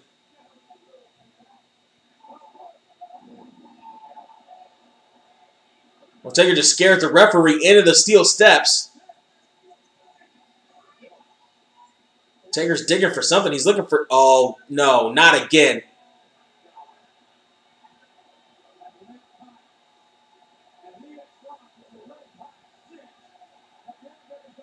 He's looking for that lead pipe, and he's got it, does The Undertaker. Wait, here comes Ric Flair. Ric Flair stopping The Undertaker from using the lead pipe on The Rock. Oh, no. Oh, just a big boot right to Ric... Standing big boot right to Ric Flair. Puts the Nature Boy down. Meanwhile, The Rock using the ropes to get back to his feet. Taker's got that lead pipe. Oh, he misses it. Another spine on the pine. Oh, no. This is the second No Way Out in a row. I have to look at The Rock's shitty sharpshooter, his ankle shooter. And please tell me he's not going to tap Taker out to this shit. Oh, that's terrible. Don't do it. Don't you do it. Don't you. Oh, here comes Mr. McMahon. Here comes Mr. McMahon holding the referee. Or stopping the referee, and The Rock lets go of the ankle shooter. Thank God. Thank you, Vince. Hip tossing the old man into the ring does The Rock. Putting shots over on Mr. McMahon. Taker now from behind with a clobbering shot to the back of Rock's head. Oh, he's going to set him up for the tombstone. Oh, the lead pipe right to the head of The Undertaker by Ric Flair. Into a rock bottom. Hook of the leg. 2. Got him. I mean, can. Commenting on a match nobody else can see. Nobody else can see. People can take that out of context. Oh, can take that out of context. People can take... What? Why I quit wrestling out of context? I mean, like I said, the reason why I stopped was because I hated the backstage shit. Like, that's like, no matter how somebody sees me say that, it's still true. I hated that shit. I hated that click shit. I still hate that click shit. I still hate that high school mentality. And it's all high. Here's one thing that I realized a couple of months ago. We're all giant kids. The adults that are adults now from my generation are all just big kids. Some are still in middle school. Some are still in high school.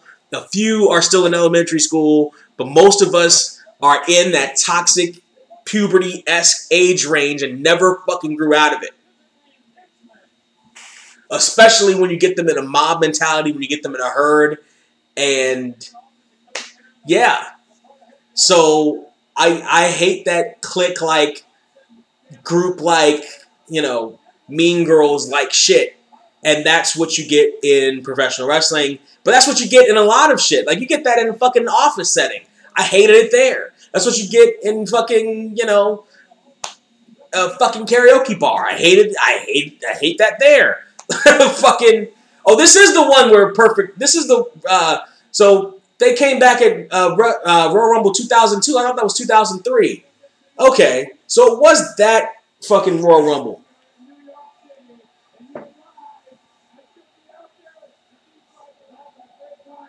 Oh. When I look around and I see the teeth on that guy and the hair on that guy, even the rats are ugly here. It's hard for me. Let me show Even the rats are ugly here. I think he's talking about more than just one rat.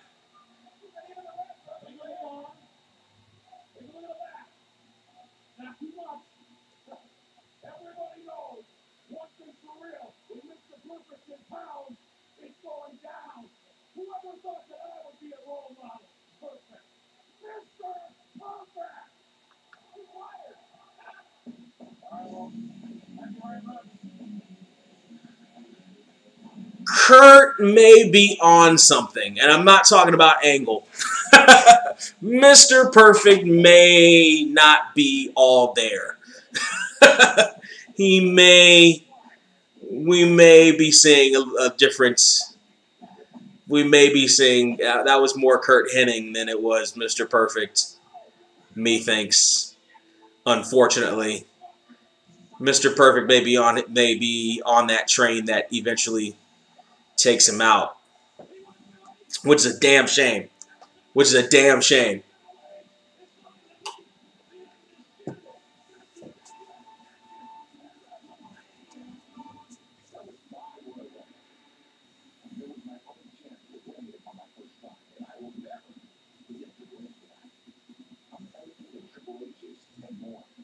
Oh, that was Kurt's first Royal Rumble? What was he doing Royal Rumble 2001? What was he doing? Well, Royal Rumble 2000, he was facing Taz, and he wasn't in it. 2001, what the hell was he doing Royal Rumble 2001? Benoit? Was that a Benoit match? Actually, no, that was Benoit and Jericho. What the hell was he doing Royal Rumble? What the hell was he doing Royal Rumble 2001?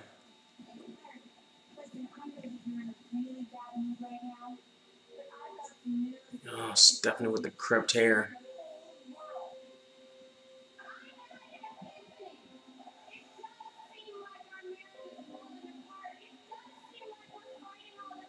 Stephanie with the crimped hair.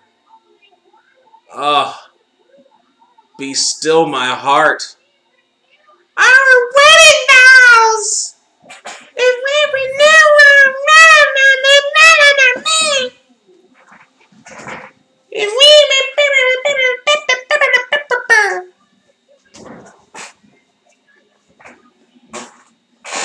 you can't say no to me.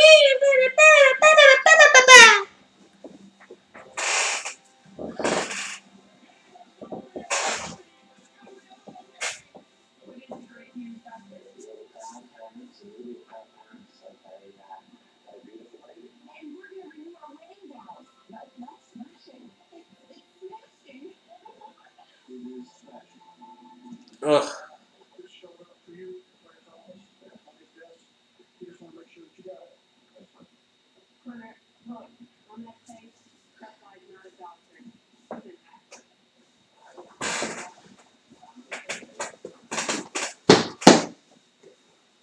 Triple H, the video packages. So all this shit happened between Rumble and No Way Out. So this wasn't even, so the month between here and Mania, this is the main event of WrestleMania. Triple H versus Stephanie with Chris Jericho. What a fucking wasted Chris Jericho. Now, mind you, Chris Jericho wasn't very good at this point. Chris Jericho had kind of gotten lazy himself. Chris Jericho had fallen in that vacuum a lot of guys on the roster did after Invasion.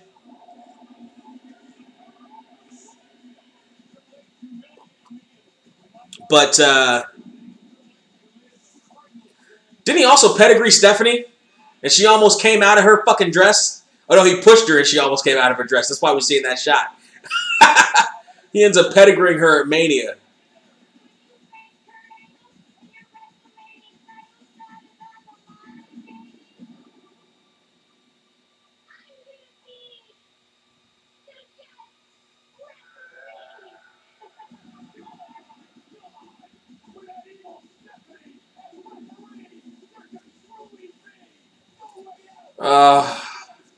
There's something about evil cherub face Stephanie McMahon that it just still gets me right in the cockles.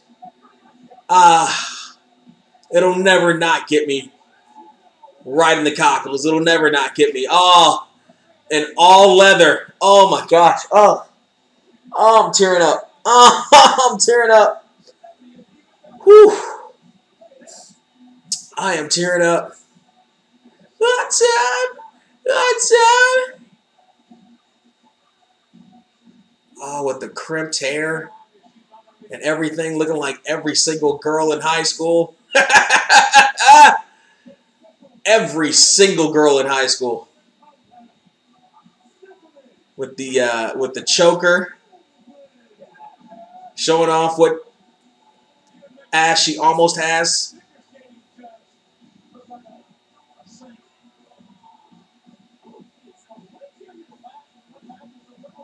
Oof. Oof.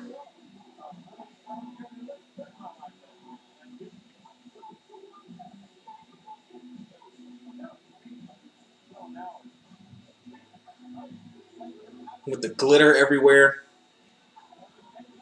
Looking like she's about to audition for a girl band.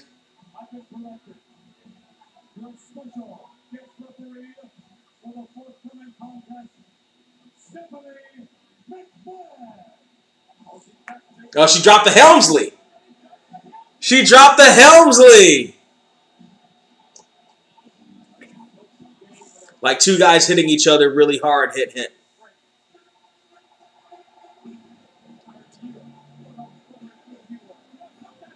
Two guys hitting. What?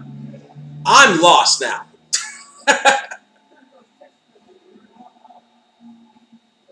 I'm lost now.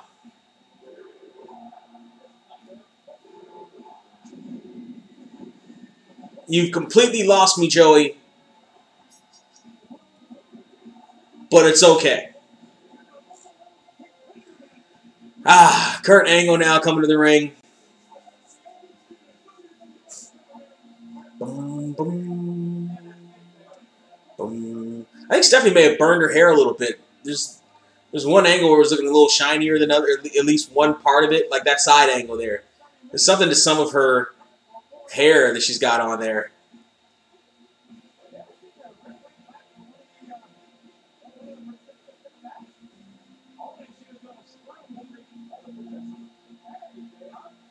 Not in that way.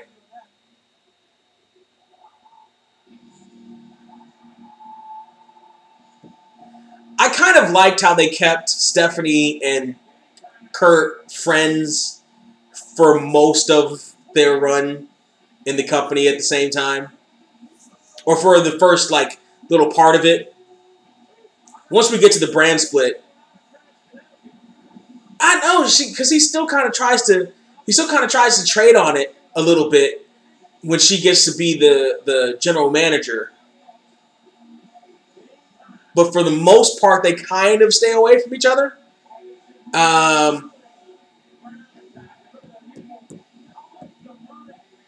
Oh my God, I'm in lust. I'm in lust.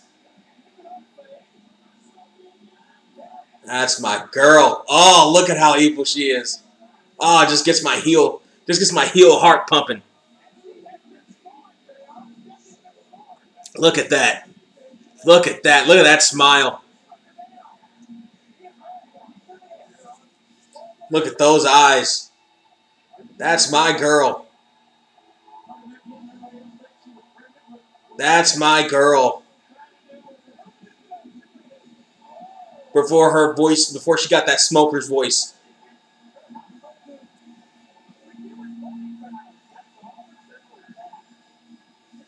And before we really learned about what she did backstage to the fucking product.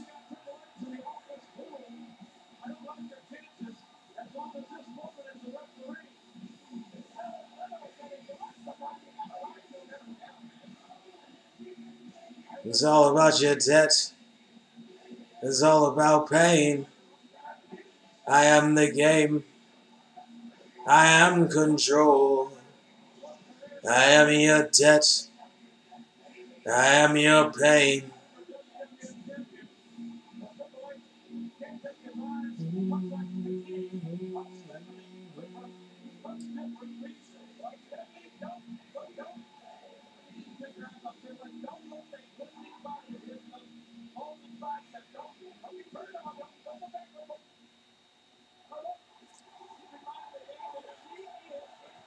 Oh, here's the thing. Her attitude reminds me of every chick in high school, too.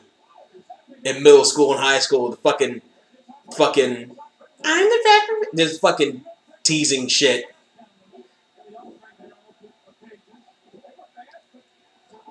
Which, unfortunately, is part of the problem. Stephanie didn't even bother to count that roll-up. Kurt Angle was fighting Triple H. Yes, he was. And he currently is, if you're watching along with us. He just clubbed Triple H in the back of the head and is laying punches in on him in the corner. Stephanie McMahon is the referee in this encounter. As Kurt Angle stomps Triple H out in the corner just before our main event between Stone Cold Steve Austin and Chris Jericho. Triple H comes out with a running choke, and Stephanie is a referee. You can almost, might get in there. That is a choke. Which I don't understand Triple H putting that into his repertoire as a face. Yet he does. He only uses it for a couple months, though. I think he stops pretty much after WrestleMania. I don't even think he used it against Hogan. Oh, short Jake Roberts-like clothesline by Triple H onto Kurt Angle. And again, they're slowing the tempo down for this one. I'm guessing they're anticipating being out there for a while. Short arm clothesline again finds the mark. Bruises up Kurt Angle's ear there as well. One of those taped up fists right to the head of Kurt Angle. Goes for a side suplex. It almost looked like an Olympic slam, but instead it was a side suplex. Triple H with that right hand is taped up. The left one is not. Stephanie with a slow count here.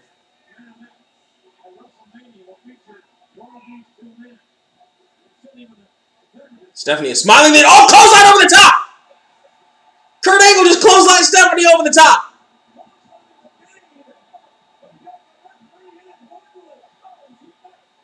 And Triple H ducks that clothesline and gets a back elbow to the Olympic nerd, and Stephanie is out. Stephanie is out cold.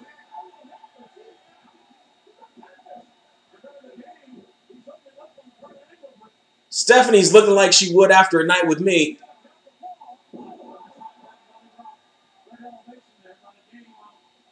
Just completely worn out.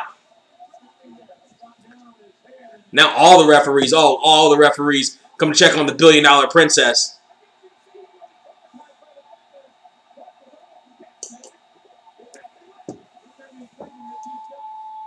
Every referee in the building has to come to check on the $1 billion princess.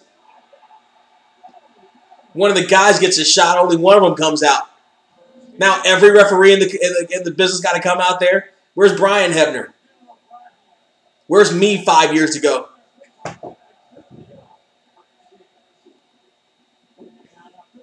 Neck breaker. I'm guessing Tim White is going to take over refereeing duties here. Only gets a 2 count.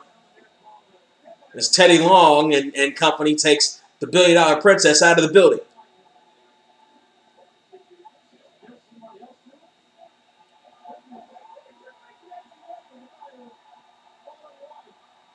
Triple H and Test, your former tag team now. Meanwhile, punches rain down on Kurt Angle's head from up above by the game.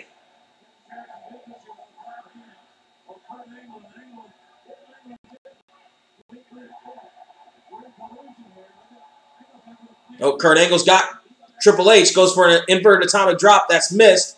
Ducks the clothesline, gets a German suplex, and he's keeping those legs or those fingers interlocked. And there's a second German suplex by the Olympic gold medalist. That's going to take so much out of the game. Here comes a third one. Oh, Triple H blocks it. Triple H blocks it again. Oh! But Kurt Angle powers Triple H up and over his head. The outside leg only gets a 2 count. Porn. No, this is not porn. This is wrestling porn. This is kind of like on paper you would think this is wrestling porn. Like, oh my gosh, Kurt Angle versus Triple H. But no, it's not. It turns out it's not. It turns out it's just Like, it turns out it's a decent wrestling match so far. It's not a classic, which you could also consider wrestling. Actually, there is wrestling porn. There is wrestling porn where the actors do stuff inside a wrestling ring. I know one of the places in SoCal that specifically did those kinds of videos. That was not... They were not the best company in Southern California, but they were a company in Southern California that actually did porn videos out of their ring. And yeah, that's part of that Bush League shit I was talking about. Meanwhile, Kurt Angle gets a boot right to the face and a belly-to-belly on Kurt Angle, or on Triple H, by Kurt Angle.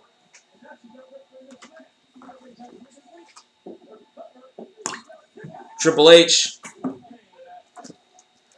able to power his way out of that after the belly-to-belly, well-executed maneuver by Kurt Angle. And there's another one. Kurt Angle, there's a reason he's an Olympic gold medalist. Look at that outside leg on Triple H. Only gets a 2 count again by referee Tim White. And Kurt Angle upset at Tim White over that. He's got to go back to work on the game. There's a third belly-to-belly on Triple H for the outside leg and only gets a 2 count again. He's not enough body on the upper body of the game. Not enough pressure on the shoulders to keep the man down.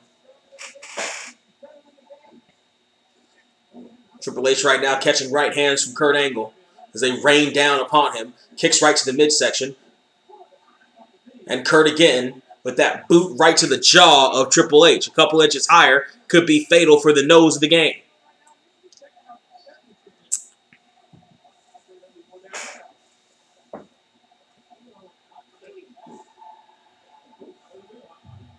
Firing those right hands now, Triple H at Kurt Angle. Irish whip now south to north.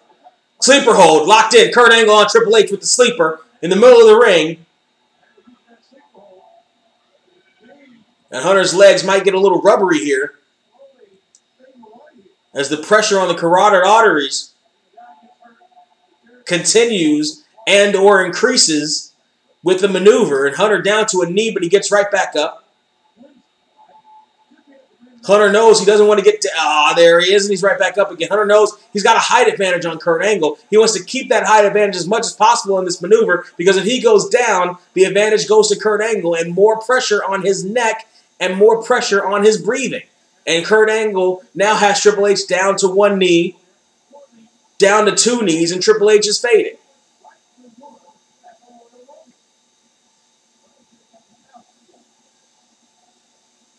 Kurt Angle, again, with that wide base, you can see that there.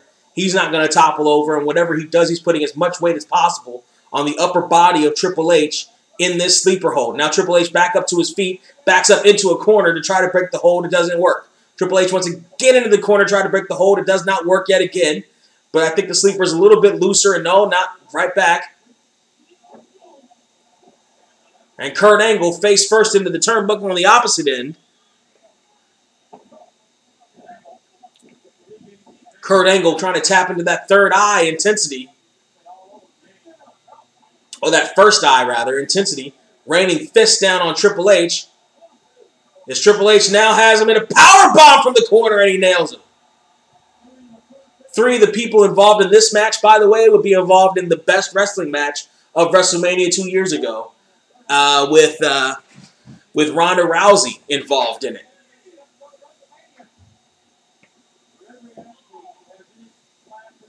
Tim White putting the count on both these men, both these athletes, giving it their all here. I really do sound like JR. Like, it's just kind of how it fucking goes. Meanwhile, Kurt's back up to his feet at the count of 9. Triple H is as well, meets him with the right hand on that tape fist. Blocks it again, another tape fist punch right to the jaw of Kurt Angle. And another one to the top of the head. A second one to the top of the head. Irish whip south to north. Goes underneath the right hand as Kurt Angle. Oh, big high knee by Triple H. Punches again. And if we're keeping score based on punches thrown, Triple H may be ahead. But there's a double A spine buster and a hook of the leg. And a pinfall is how you get the win here. That's how you keep score. But Kurt Angle only kicks out at 2.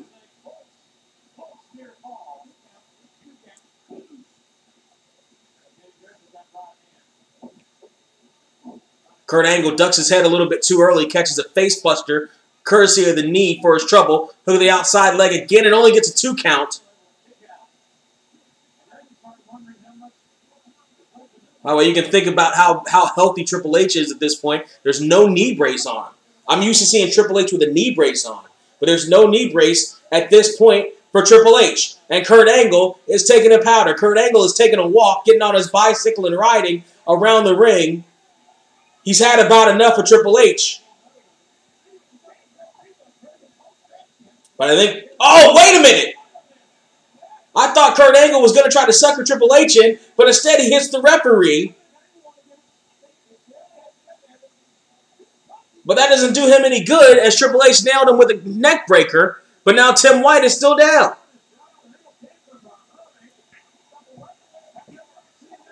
On a low blow. And there's no referee out there.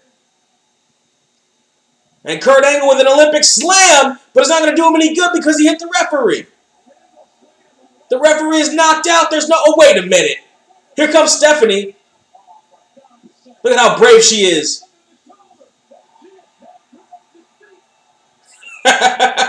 She was counting Triple H's feet.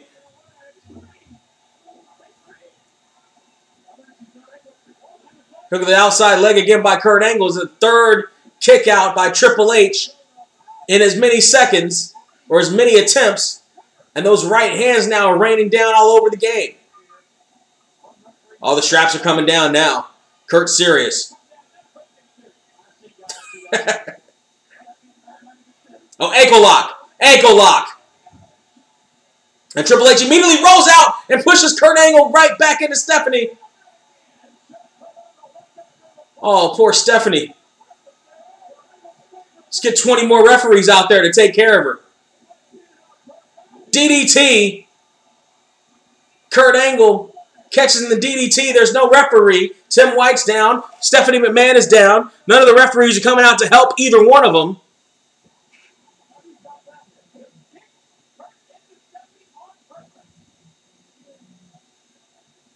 Now Triple H trying to wake Tim White up. Timmy White.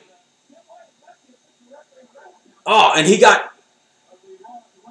Triple H got knocked into Tim White by Kurt Angle. German suplex. Oh, almost a dead weight German suplex.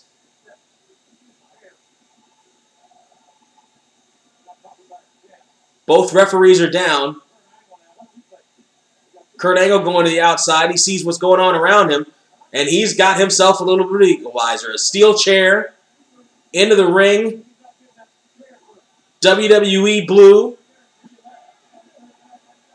And he's waiting for the game, and he swings and a miss. Kick to the midsection. Pedigree. Pedigree. Pedigree. Tim White waking up. Tim White with the count. 1, 2. Oh, Stephanie elbows Tim White. Stephanie goes to work on Tim White.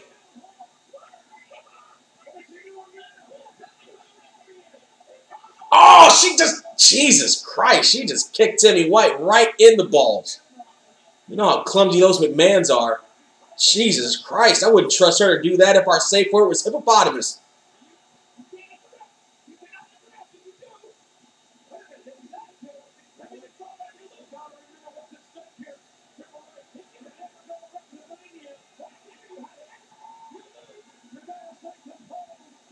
Oh, Triple H put his hands on the referee. Disqualify him.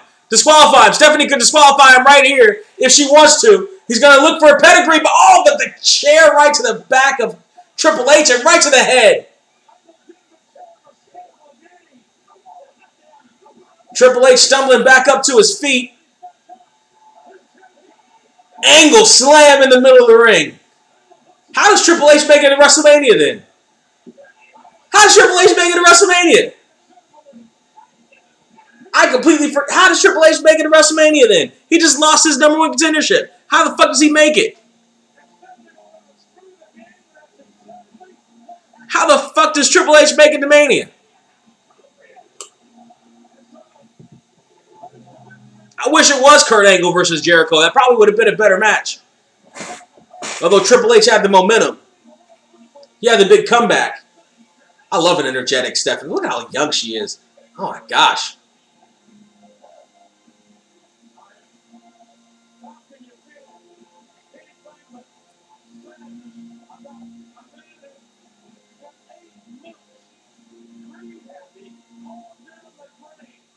Poor Hunter. How does he make it to Mania then? How the fuck does he make it to Mania? Does he have another match on Raw? Because they end up nullifying this. So Triple H ends up in the main event at Mania. I forget how the fuck they do it though. They obviously end up nullifying this. I just have no idea how they do it. They must have just had another match on fucking Raw to nullify it. So the pay-per-view meant fucking nothing. That was whack. What I mean by it, two oily guys grabbing onto each other, LOL. Well, I mean that, you know, there's a subcategory on Pornhub for that. You know, if that's what you're into, and you know, go for that. But yeah, the wrestling porn videos that I know of from my time in Southern California, actually there were a couple. They're called customs videos. There's the one that one of the wrestling companies in the area did. I think they're mostly girl on girl. They may have had actual wrestling matches that devolved into them having lesbian sex, or they may have just been lesbian sex. I never saw them, but I've heard about them. And then there were the other customs, which were guys wrestling each other. And then that, I think, was just them wrestling each other. Because I know of at least one of the wrestlers from the area that did them. And he was like, you just end up wrestling, you just wrestle another guy in oil. Like you don't actually have the sex with him, you just wrestle him. And he uses to pay the rent. And good for him. You know, I don't know that he's a better man than me, but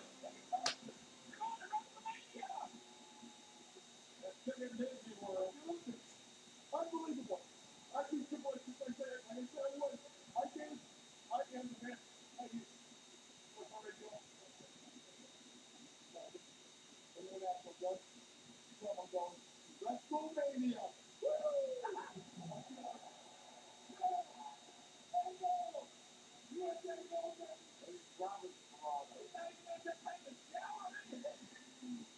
Kurt Angle hightails his ass the fuck out of Dodge.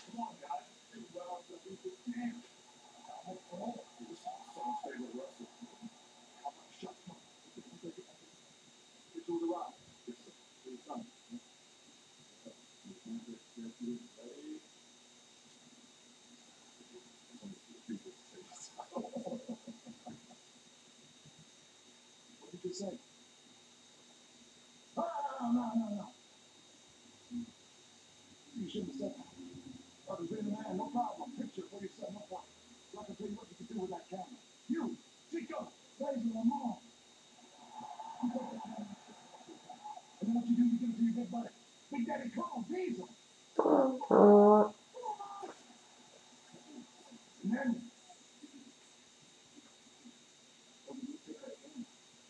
turn sideways. Each of I would say your presence, stick and say, oh, you candy acid.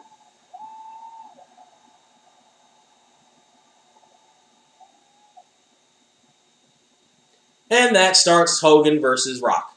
I can't believe this guy. Literally end up, you know.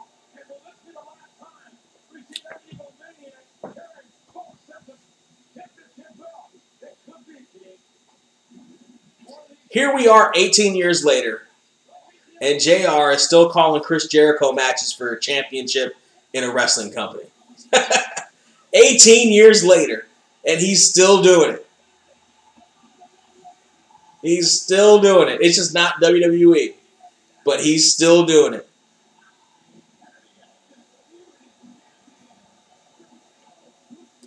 After, at that point, in 2002, Jericho had already been in the business, what, maybe 15 years at that point? No, maybe not 15, but a good 10 maybe at that point. So we're talking Jericho's probably near 30 years in his career already. Holy hell. Holy hell. Let me see how far off I am on that.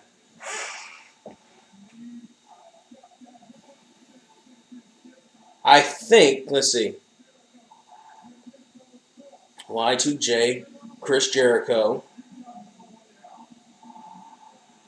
At this point, has been wrestling since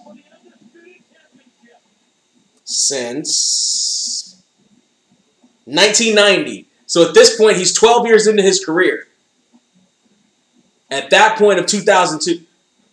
See, this video package isn't as good. This video package is lazy as fuck. Oh, because they're using whatever the theme song is for the show, but they took it out for the DVD or the fucking release. So they're just using a generic song on here. That's whack as fuck. That's whack as fuck. That's whack. That's wholly and entirely fucking whack. But Jericho has been wrestling now for 30 years. Holy shit. This is his 30th year. That's completely fucking whack. That's completely fucking whack. That's terrible. That's terrible. What was the theme song? It doesn't say what the theme song was.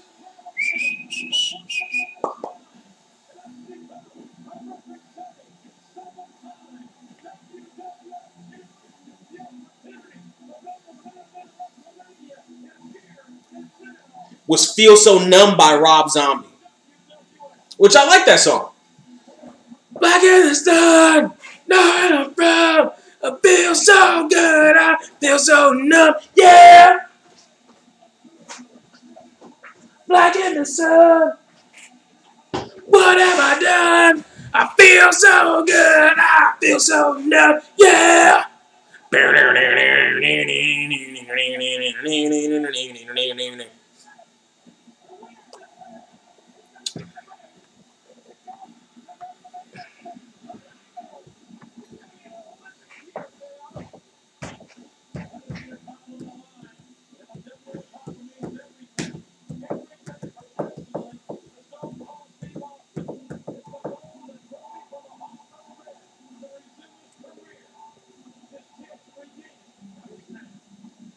Stone Cold Steve Austin versus Chris Jericho here.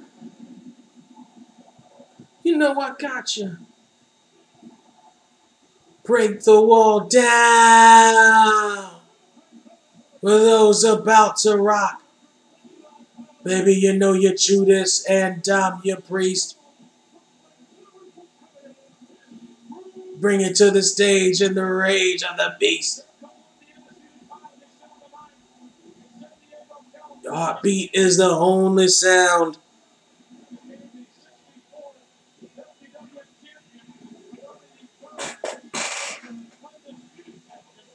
Yeah. Yeah.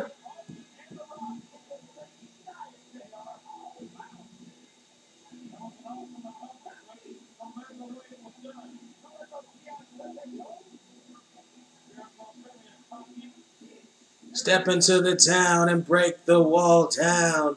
I always did like Jericho's theme, even if I may not have liked the stuff Jericho was doing in the ring at any given time. There are definitely periods of Jericho's career that were more hit than miss, and some that were more missed than hit. This is definitely one of the more missed periods. But we'll see what Stone Cold can get out of him.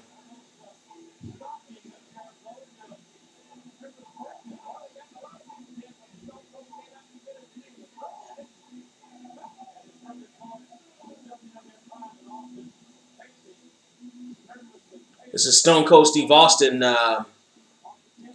This is the period of Stone Cold Steve Austin where he's trying to become a face again after about a year, almost a year being a heel from WrestleMania to Survivor Series. So, actually not even. So about 7 months of Austin being a heel. This is where Austin tries to get back to being a face. But the problem with it is, again, there's not a whole lot of heat on the company anymore. Like, they suck. Like, so much of that got sucked out by what ended up being the invasion that it's hard to really get excited for almost anything WWF at the time is doing at this point. That's why they kind of hotshotted the NWO in there at this point. Because on the surface, this No Way Out was kind of a weak card. And I remember it being a weak card then. And looking back on it now, kind of, yeah. Like, looking back on it now, like, there's not a whole lot to get excited about in this show. They did a badass video package for Rock vs. Taker. But the match itself was fine. It was better than I thought it would be, especially with that version of Taker. But it still wasn't great because of that version of Taker. Trying to think back on the other matches that we just saw. The Rob Van Dam Goldust match was a solid match. It was solid. Tag Team Turmoil match had its moments. So it's not a terrible show. But it's just kind of flat. And wrestling as a whole at this point was kind of flat. And the WWE was kind of flat at this point. Austin chasing Jericho around. Dropped down by Austin, 2 in a row. Big back elbow to Chris Jericho. And got him in the corner with those knife-edge chops. Joey, you're going to bed. I need to get some sleep. Getting really tired. Salute, Joey. Take care of yourself. We're going to be doing another one of these tomorrow with No Way Out 2003, believe it or not. That one might be better. But I almost kind of doubt it. I'm trying to think. No Way Out 2004 is probably going to be the better one of these last two, but we're going to check those out. Austin with Jericho's head ramming into the turnbuckles multiple times.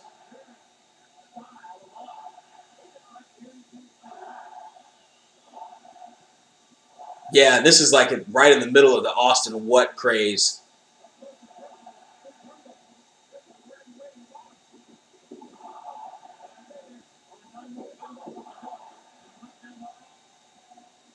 Austin now getting the most of Chris Jericho here. Suplex, yes.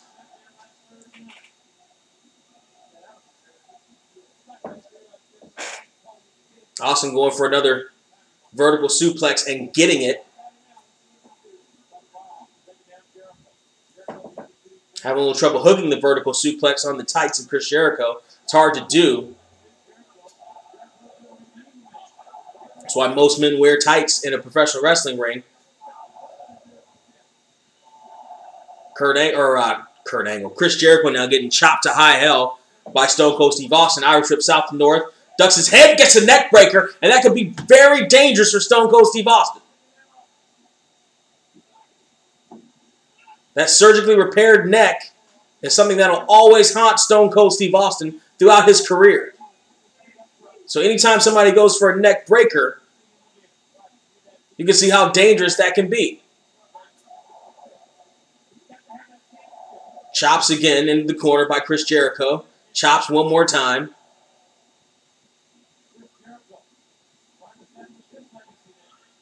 Back elbow Jericho to Austin.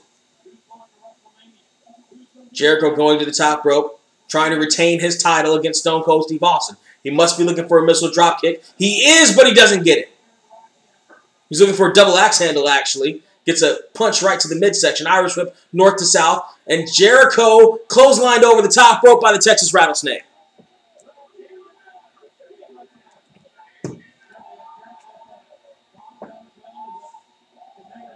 Jericho, knife edge chop by Austin on the outside.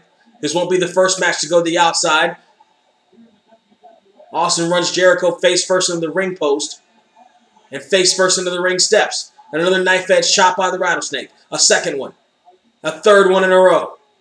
A fourth one.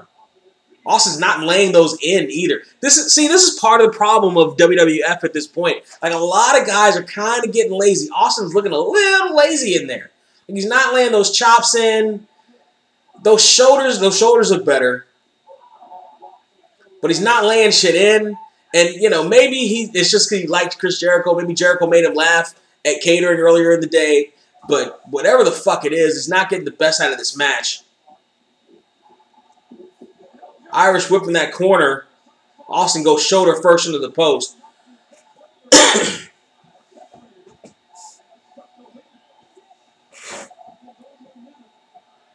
And Austin getting a shot from the back by Jericho. Knife edge chop. Jericho to Austin. And again. And runs Austin legs first in those ring steps. Remember, Austin's got both legs heavily braced. And this one is going back to the trucks. Legs. Shot by Jericho. A shot by Austin right to Jericho's jaw. Got Jericho up by the hair. Referee Earl Hebner putting a lot of leeway in this match, the same way Corderas did Undertaker and Rock. Runs Jericho right into that tractor trailer, that big rig, which is doubling as the Titantron.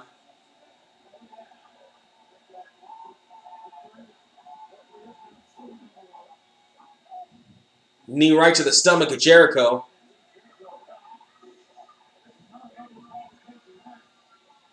Knocks Chris Jericho right into that projector.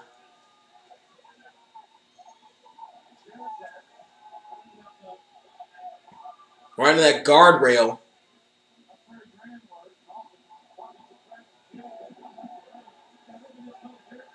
Jericho and Austin now basically being paraded all around the ring. And Jericho's got Austin up and all across the barricade. Knife edge chops Jericho to Austin. And again, Jericho rolling Austin right into the ring. Climbing the top ropes. This time, maybe Jericho will look for a missile dropkick, but he doesn't get it.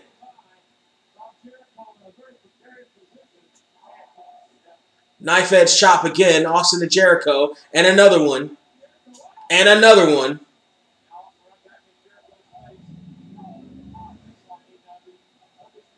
Jericho superplexed by Stone Cold Steve Austin from the middle rope.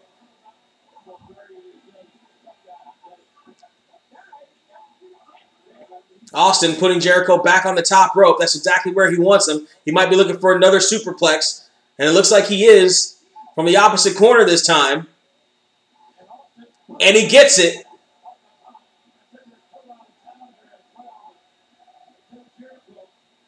Stone Cold Steve Austin must be thinking, oh, he's going to try to superplex Jericho from all four corners? He's got two of them at least. He's looking for the third one?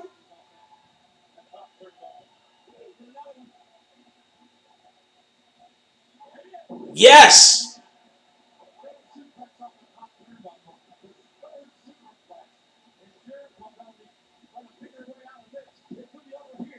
Hook of the outside leg, and Jericho manages to kick out of the back door after his three superplexes from three different corners.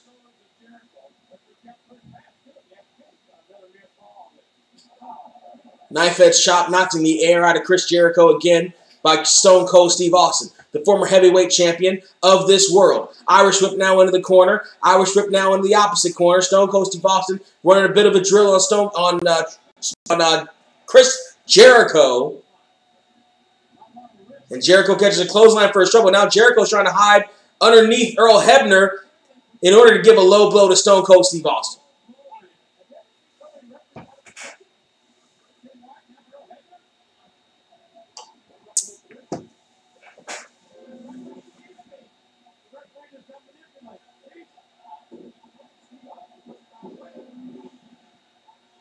Yeah, the crowd's not really into this. And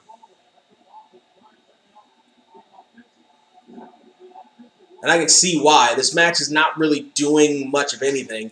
Austin is very low energy. And Jericho's low energy. Jericho at this stage in his career is low energy. Like, that's not the Jericho we want to see on our screen, whether heel or face. He's just low-ass energy.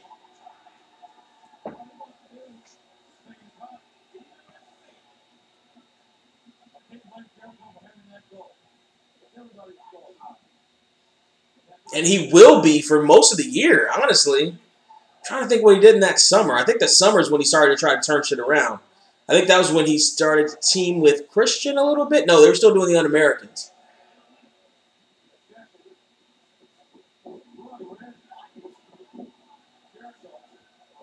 Okay, now these guys are lost. But now Jericho's going to put him in the walls, which is nowhere near as good as the Lion Tamer. Can't get him over, and the camera work is fucking up. Austin using the leg strip to whip Jericho out of the walls. Another knife edge chop Jericho to Austin. There's another one. And Austin goes down. Knees right to the face of Stone Cold Steve Austin. Wait a minute, Mr. Perfect wasn't at that WrestleMania either. Fucking Mr. Perfect missed WrestleMania 18? That's a fucking shame. That's a fucking shame. Godfather came back at that Rumble too, and I don't see him anywhere near this match. Although I think Godfather came back part-time. Like, I think he was hella part-time. And, like, from then on, he was only, like, special appearances.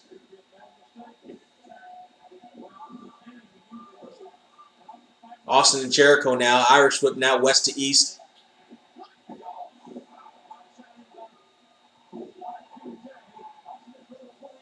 Jericho hook of the outside, or Austin hook of the outside leg. Jericho kicks out.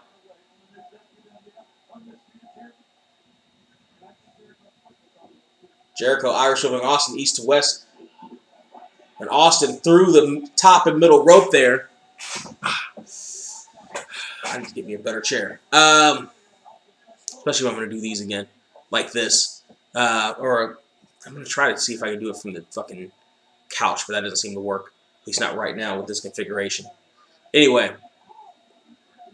Austin and Jericho. And Austin whipped into that barricade, and I think they took part of that barrier off, so exposed the wood underneath it. Oh, wait, and Jericho just stole somebody's chair. He's going to whip Steve Austin with it, but he gets kicked, and Hebner takes it out of his hand. Knife edge chops by Jericho, or by Austin on Jericho. And this match may be going a little bit too long for its own good. Yeah, this is starting to go too long for its own good.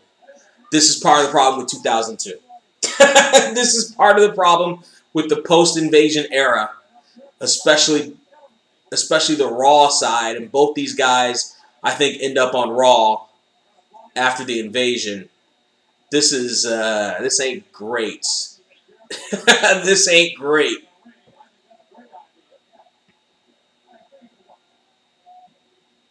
Austin and Jericho back in the ring, back in that corner, and another knife edge chop. Oh my God, this match is going on too long. Irish whip now north to south. Back elbow by Jericho. Going for the lion salts, missing. The crowd doesn't seem to care. Like, honestly, if Austin even won this match, I don't even think it would get like that huge resounding pop. Like, I don't even think it would be like, oh my God, I can't believe it. Although you would think at this point, because the way they kind of set it up, it's like, okay, Kurt Angle's going to WrestleMania. So it can't be Jericho going to WrestleMania against Kurt Angle. They're both heels, although that probably would have been a better match. People might have thought Austin going to WrestleMania would be, would be more of the standard fare. Austin a face at this point, Angle a heel at this point, rekindling the invasion shit that they did, going back against that SummerSlam match they had in 2001, which a lot of people at the time really loved. It would make sense for people to pop for that. I think a lot of people may see Austin's winning this as inevitable. Austin's not reaching out for that bottom rope.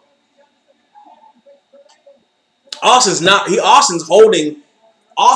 reaching for that bottom rope. He can reach it at any point right now. He is close enough so that his arms can reach it. He's definitely close enough so that his leg can reach it. Austin is doing this feigning thing on this rear chin lock, this weak as water rear chin lock. Oh my God, this match sucks. And don't do the fucking... He's holding his middle finger. Oh, God. This match needs to end sooner rather than later. This match needs to be over sooner rather than later. Irish Whip now west to east reverse. Austin to Jericho. Jericho went for the drop kick.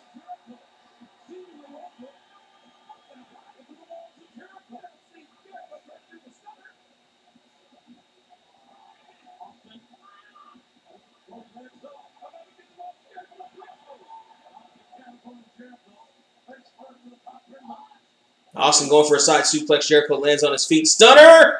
Into the ropes. Clothesline. Austin to Jericho. Clothesline. Austin to Jericho.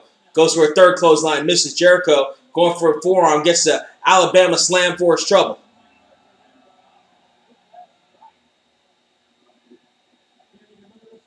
Knee right to the midsection. Knife edge chop.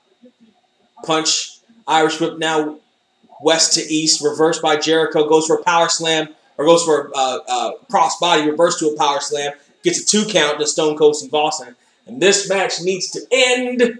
This match needs to end. They have been out there for too long. This match needs to end. Because this shit is boring as fuck.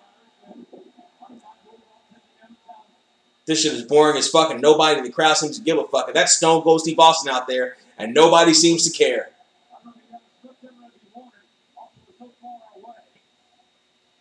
Nobody seems to care about this match.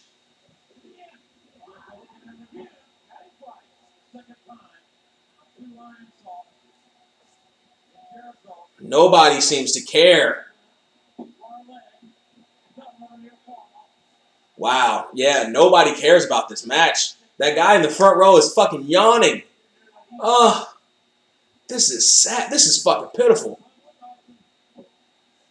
Not pitiful, it's just fucking boring. Like, both these guys can do better than this. Like, I don't know what the edict was after fucking Invasion, but a lot of these guys have such low fucking energy, like they, like there's nothing to fight for anymore.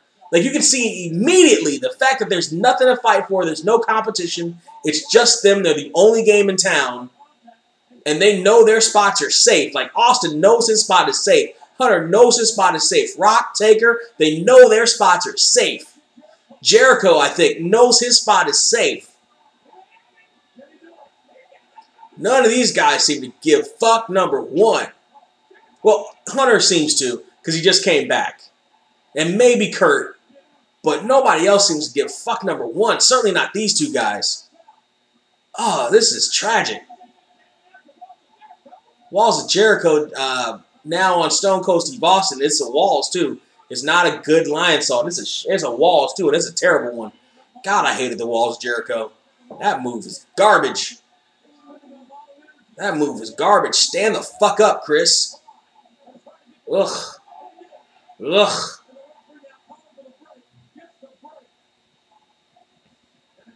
Shit was whack.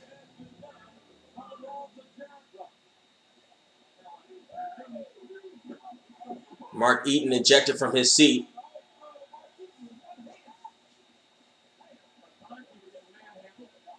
Jericho with the title belt, and now, all right, ref bump.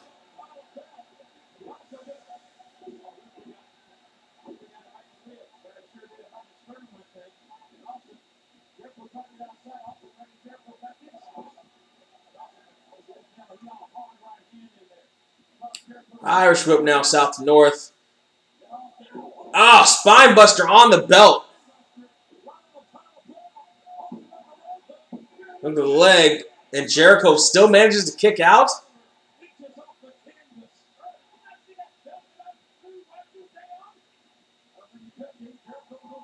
Going for a stunner.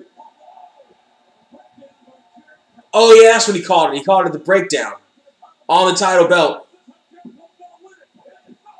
And Austin still kicks out. All right. I like the breakdown. There's nothing wrong with that move. Austin kicking out of it. I mean, I get it. It's Stone Cold, but come on. This match has gone on long enough. This match has gone on long enough. Wrap it up.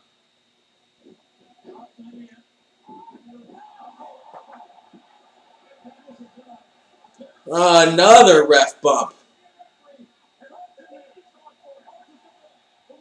Austin got better walls on than Chris did.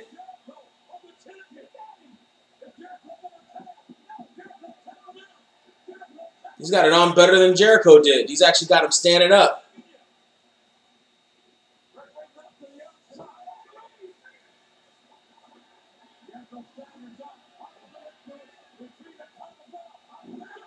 Stunner in the ring. No referee.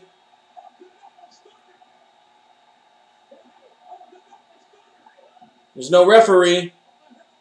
Oh, it's Hall. And Hogan. And Nash.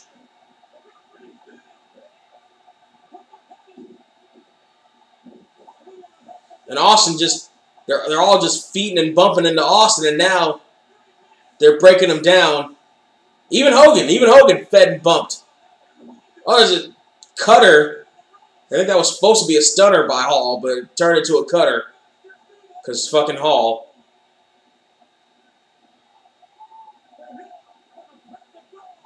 Should have turned into a Razor's Edge. There's 3 of them. You can put them up there for it.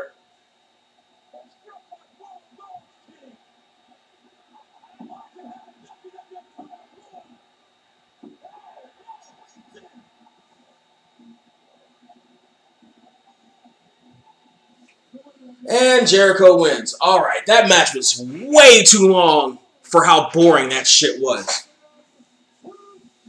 That match was way too long for how boring it was.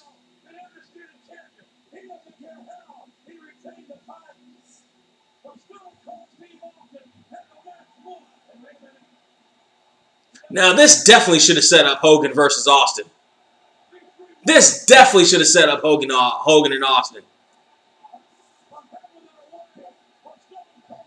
This for sure should have set that up. But Austin takes on Hall instead. This definitely should have set up Austin and Hogan.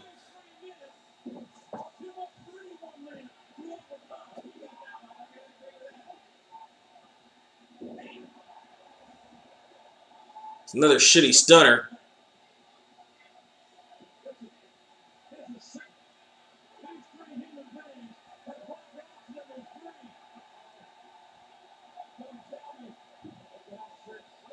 Oh, they got the spray paint.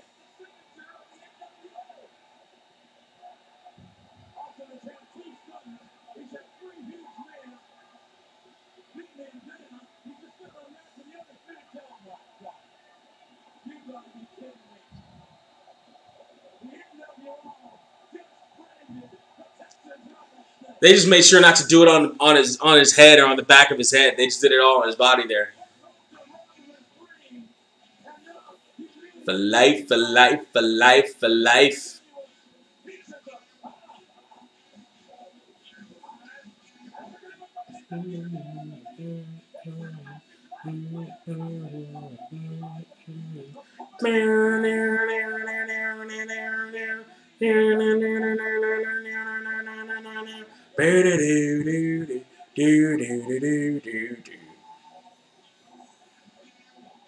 That definitely should have set up Austin versus Hogan at Mania. All right, so that was another No Way Out. Watch along here with your boy. We're going to be doing this shit again tomorrow, roundabouts the same time. Tell people that you enjoyed yourself. Tell people that we're going to be doing it. We're going to be doing No Way Out 2003. I, for the life of me, can't think of what the matches for that shit are going to be. Let's take a look here. So we got Hogan and Rock meet in a WrestleMania 18 rematch a year later. Austin battles Eric Bischoff. Triple H defends the World Championship against Scott Steiner. So we got Jericho and Jeff Hardy. Meh. We got Kane and RVD versus Storm and Regal for the titles. That might be good. That actually might be good. We got Kidman versus Matt Hardy, which actually is probably going to be very good. As long as Kidman doesn't kill himself on that fucking shooting star press. Undertaker versus Big Show. Yuck. Yuck. In 2003, yuck. We've got Team Angle competing in a handicap match. I forget who they're competing against, but it's probably leading up to Mania 19. Brock and somebody, probably. Probably Brock and somebody. It might not be even be Brock. It might be Brock and somebody, though. No, Brock's in the title match. I don't know who it would be against then. Scott Steiner versus Triple H. Yuck. Actually, that match is probably so bad it's entertaining. Austin versus Stone Cold and Hogan versus The Rock main events. So actually, that handicap match probably is Brock versus somebody else. So, yeah, No Way Out 2003 tomorrow, kids. We'll see you then. And as always, cheers.